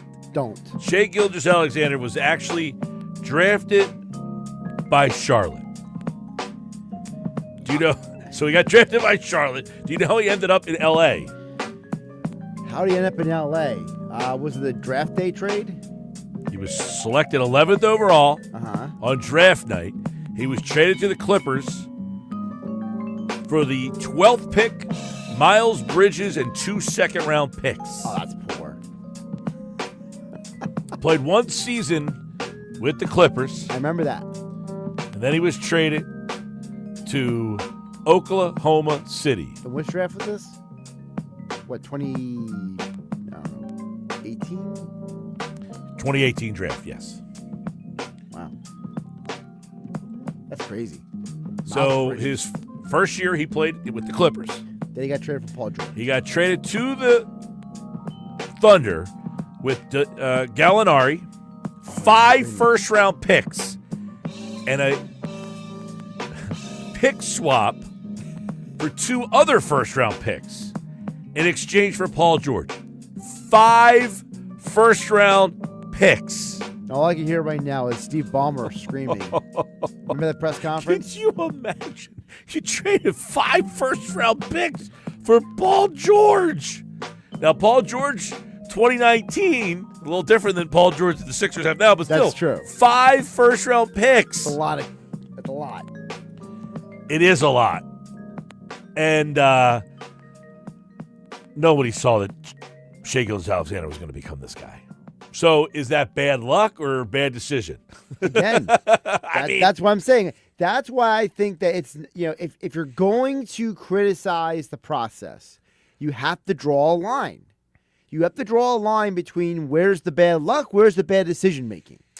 Jay from Atlantic City says, great subject, guys. Thank you, Jay. He says, more intrusive question is, and I think I heard Mike ask something similar, why can't the Sixers find those support guys like Pritchard from Boston or any of those guys from New York who come off the bench and have a certain specialty skill like all rebounds or threes or something? Why doesn't Philly ever find those guys? Jay in Atlantic City, that is a great question. And listen, the Sixers drafted Landry Shamet. Yes. Who's the kind of guy that they lack. You saw what he does with the Knicks. The problem, I think, the better question, Jay, is why are they not developing these guys? You had Landry Shamet here. And you got rid of him. Well, he was part of the Tobias Harris trade. Yes, he was. You re-legislate that. Yada, yada, yada. Do you trade Shamet to go get Harris? At the time, Harris is an established player. By the way, Jalen Brunson, pick 33. The Sixers had the 26th pick. There's Brunson. Sitting right there. You choose Shamet instead. By the way, how about the Mikal Bridges situation? Well, that's something you're fast forwarding a little too fast here. My bad. But that draft there is a clear indicator. By the way, the Bridges is in that same draft class. He was drafted 10th. Shea Gilgeous-Alexander was 11th. You could have had Shea Gilgeous-Alexander, but you took Bridges instead. And then traded him. Can you imagine if you took Shea Gilgeous-Alexander and then traded him for Zaire Smith? Oh, boy. Oh, my God. The fact that this team was so sold on Zaire Smith just makes Well, me so there's a lot of squeamish. legislation about that, whether they were sold on Zaire Smith or they wanted the pick. I think they wanted the pick. The time that pick was talked about, this Phoenix pick was like, well, Phoenix is going to stink, and that's going to give us another pick. We'll have an extra pick, and it'll probably be a lottery pick. But keep this in mind. Philadelphia takes Bridges at 10. The next pick, Shea Gilgeous-Alexander. The next pick after that is Miles Bridges. He's turned into a good player. I remember that night vividly because the guy I wanted was Michael Porter Jr. He's turned into a really good player. Now he's won a championship. He's since been traded. Now he's in Siberia. He's got injury issues. He's been he had injuries. That's why he fell in the draft. Many people thought he would have been the first pick in the draft had he not been for hurt. The back injury, yeah. The next pick after that, when you look at Zaire Smith, he was 16. The next pick was DiVincenzo. Right? Another one. So it's like a DJ Khaled track. But this goes to like there were so many guys right in that area where you're like, you took Mikal Bridges. The next pick is Shea Gilgeous-Alexander. This is how unexactive a science this is because Gilgeous-Alexander gets pick 11 by Charlotte. Charlotte trades him to the Clippers. The Clippers then say, we don't want this guy either. And they trade him to Oklahoma City for 5 picks. So now we go back to the other question that has been brought up by MKB a couple hours ago. Development. That, to me, is the big question. And you took Shamet and ended up trading him for Tobias. You said, we don't want to develop this guy. We will go take the shortcut and go get the established player. Do you blame him for that? At the time when you're starting to now have Embiid and Simmons and you're a 50-plus win team, do you develop the rookie or do you go get the established veteran and say, I need help to get over to that next hump? I think the Shamet thing is a little less damning because he is Landry Shamet still. It's not like And he's been, how many different teams has he been on? I want to say 5, but I can double check. Well, we don't need to double check that right this second. I mean, but he's been bouncing all over the place. But you look at that second round. Javon Carter has been a very good player, bounced all over the place. Jalen Brunson, a very, very, very elite player. He was right there for you. Mitchell Robinson, that's the kind of guy the Sixers never get, to go to that guy's point. So the Sixers had 2 second-round picks in that draft. They took Kyrie Thomas and Isaac Bonanga. Kyrie Thomas played 39 NBA games, and Bonanga played 143. Neither one of them made any significant attribution in the NBA ever. Well, a couple picks later, Bruce Brown has won an NBA championship. He had a role in this league. DeAnthony Melton has been a pretty solid player who you ended up getting a couple of years later. I mean, so it's constantly, to go to that guy's point, they're not finding these role players. So who do you blame for that? Because we've gone across. I'm gonna give you who I might blame on that a little bit, because I think a lot of times the Sixers have drafted guys to kind of as projects to stash away so that you don't have to pay them. Right. You draft these players in the second round, and it's like a draft and stash, which means I don't really have to pay the guy. So you're not getting the chance to develop these players because they're not here. Is that ownership? They don't want to pay the guy. In the second round the next year, they take Admiral Schofield. Who? Exactly. He was picked 42. I don't remember him at all. Nobody does. Because he basically didn't do any. I don't think he ever played here. They might have been traded that night. He might have been one of those where they picked him and then they trade him. But and that's a tough one because there's nobody really around. There's really nobody around. Terrence Mann was a guy that got drafted right around them. And remember, Terrence Mann was the guy they were really trying to get in exchange for James Harden. You go to the first round, they took Ty Jerome, who that's the kind of player that the text message guys ask about. Ty Jerome is the kind of guy the Sixers just never have, right? He's the guy who's a role player who has one role. He shoots. And he has turned into a nice little kind of, rotational player. The day after they drafted him, Schofield was traded with Jonathan Simmons to the Washington Wizards for $2 million in cash. Okay, so you basically did nothing with that guy. Literally nothing. Yeah, but so to go to that guy's point, they're not drafting guys that they're taking the time to develop, and I think that's where you look at an some organizational philosophy. Well, I feel like we do this every year too. We go back through these drafts and see where they took Matisse Thybulle the one year. That was the guy they thought and they thought he had a role. He was a defensive player, and he just never could shoot. He is taken at number 20 by Boston. Philadelphia took Ty Jerome. I think they ended up, I forget how that all, I don't remember the legislation on how Philly ended up with Thybulle. By the way, the next pick in that draft was Brandon Clark, who passed away today, which is kind of sad to hear. Sad. But he was the 21st pick in that draft. Thybulle, I forget how the Sixers ended up with Thybulle that night. Do you remember? There was something weird. It was something weird, but I forget exactly the details. Because Boston drafted him. Yeah, I think it was hold on, let me pull it up. I thought there was some wonky trade in there. That was not a very good draft class, by the way. I mean, you had Zion, who has obviously been a complete bust. I don't say a complete bust, but he's had Zion is the next version of Joel. He just never healthy, never can trust him. Somebody suggested to me earlier trading Joel for Zion. And I'm like, would New Orleans want to take on a guy who's got a worse injury history than Zion Williamson? I mean, the next pick in that draft was Ja Morant. At least Joel has a better off-the-court life than Well, Zion if you're the does. Sixers, do you want Zion? No! I mean, this is ultimate, like, hey, just get these two guys and switch them and put them, like, you take our lousy deal, we'll take your lousy Zion's deal. going to be the next untold Netflix documentary. Sixers that year in the second round took Carson Edwards and Bruno Fernando. Yeah. So Boston drafted Matisse Thybulle with the 20th pick. They immediately traded his rights to the 76ers because the Sixers had drafted Carson Edwards and Ty Jerome. In the second round. Well, Jerome, they took 24th, Right. yeah. So they packaged, once they got Edwards, at least what I'm reading here, it looks like the Sixers drafted Edwards for Boston. Both of the, yeah, because I think Bruno Fernando also got traded that same night. That must have been a separate trade. Because they drafted all these guys, and I don't think any of them, you've talked about Admiral Schofield, I think they traded him. Yeah, I don't think they ended up with any of these guys. That was a crazy night. They were making trades all over the place. But Ty Jerome is the kind of guy that the text message guy is talking about.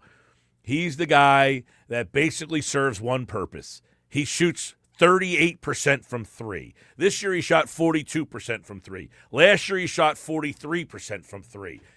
He was one of those guys in the running for sixth man of the year a couple of years ago. So the Sixers drafted Bruno Fernando. Yep, number 34. He was then traded a couple weeks later to the Atlanta Hawks in a deal that got the 76ers Jordan Bone, because you all remember him, a second-round draft pick that turned into Theo Maledon, another second-round pick that turned into Kobe Jones, and a pick swap in 2023 that apparently Charlotte owned, and the Sixers never got to take the pick. Jeez. Well, that guy's question is a really good question. It's a great question because this makes it worse. Like going through some of these names and what happened to them, it makes you feel worse. I feel like this is the annual end of season Sixer disappointment going back at all the mistakes. So this is where things actually, the next year in 2020, they took Maxey. That was Daryl Morey's first year. They took Maxey that year. And Peyton Pritchard, by the way, was number 26. Can I just mention, so this was when previously before Daryl Morey was hired, Elton Brand was made the GM. So there was a period of time where... Some people believe that it was actually Brand who made this pick. Correct. So Maxey's the 21st pick. Peyton Pritchard goes 26. Desmond Bane goes 30. Philadelphia has the 34th pick, by the way. They take Theo Maledon, who you just mentioned. After that, if you were to say, okay, they took Maledon, could they have done something better than that? Not necessarily. There was really not a player in the second round. Isaiah Joe, the Sixers actually took him at 49, and you can make an argument that he was the best pick of that entire second round. So you could say that they took Joe and Maxey and Paul Reed, by the way, and all three of those guys are still in the league. So that tells you what? They did a pretty good job of scouting that draft. It's just they didn't keep two of those guys. Paul Reed. And Isaiah Joe. Honestly, though, Paul Reed was not great here. He was okay. He's still in the league, which is more than a lot of those guys. Isaiah Joe is a guy they just never gave a chance.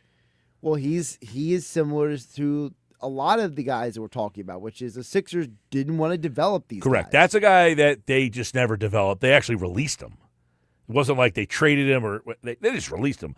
The next year, Jaden Springer, that pick has turned into a total disaster for them. They got him at number 28. Now, it's not to say that, hey, why didn't you take this guy? He was on the board. But, DeSomo, he was drafted in the second round at number 38, and he's still playing. And, by the way, he's playing really well. He's playing a big It's taken him a while, though. But again, the Sixers don't want to develop these guys. That's a guy that had a lot of athleticism, and he is just kind of coming around now. They took Charles Bassey. You know how I feel about him. You love that Bassey. Yeah, the very next pick So was does the Sando. Spurs. What's that?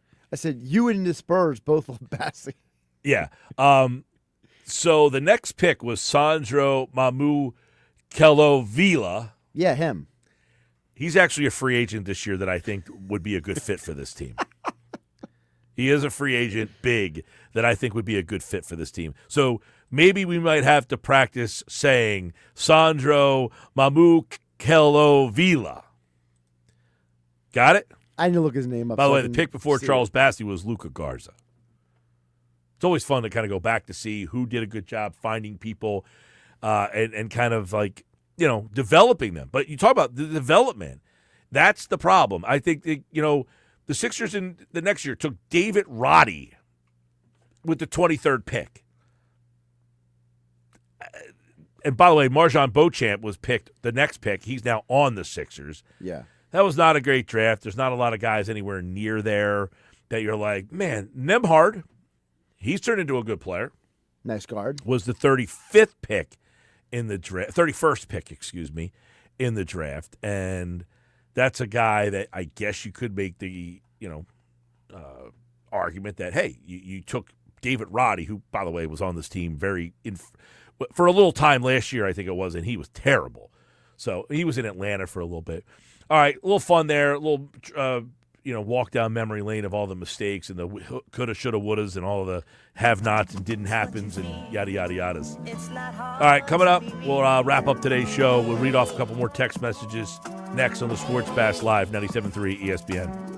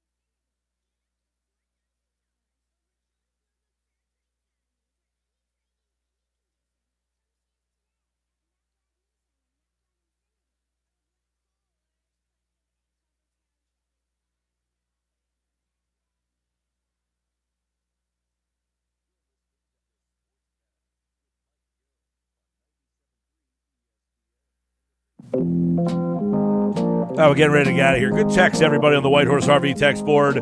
Mike and Josh, great job of pointing out poor player development versus the draft selections that go somewhere else like McCain. We didn't even get to the McCain draft, but they drafted McCain at, he was a little deeper in the draft. You think about, that's where sometimes it frustrates you because they do a good job of finding a guy like McCain. When you're like, oh, who else was there? You're like, hey, you got a guy, I think McCain was like 15th or somewhere around that area, where you're like, man, how you found a guy later in the draft. That's not easy to do. And then you gave up on him. They didn't have a pick in, they had no pick in 2023. 2024, let's see. They took Jerry McCain at 16. The next pick was Dalton Connect. I mean, he's meh. So they took the right player. Right, they took the right guy and then didn't really develop. You go. Shireman was the last pick, 30. But Jared McCain, I'd rather have McCain than Shireman. But you gave up on developing him. There's your problem. So you found the right guy. You drafted and identified the right player. They took Bona at 41, and Bona's actually been somewhat of a rotational player for you. I mean, he's raw, but that's what he was raw. You just haven't really developed him any further. That's been the problem. He's kind of like still raw in his third year. By the way, A.J. Mitchell was drafted 38th in that draft class by Oklahoma City. They do a good job of finding guys and then developing them. All right, that'll do it for us. By the way, VJ Edgecombe, that one worked out. Good job by them. Janai Broom was a terrible pick, 35th. Do it again tomorrow. Back on the Sports Bash. Phil's tonight against the Red Sox. Zach Wheeler gets the ball. Go Phils. We'll get back into the fastball tomorrow on the Sports Bash.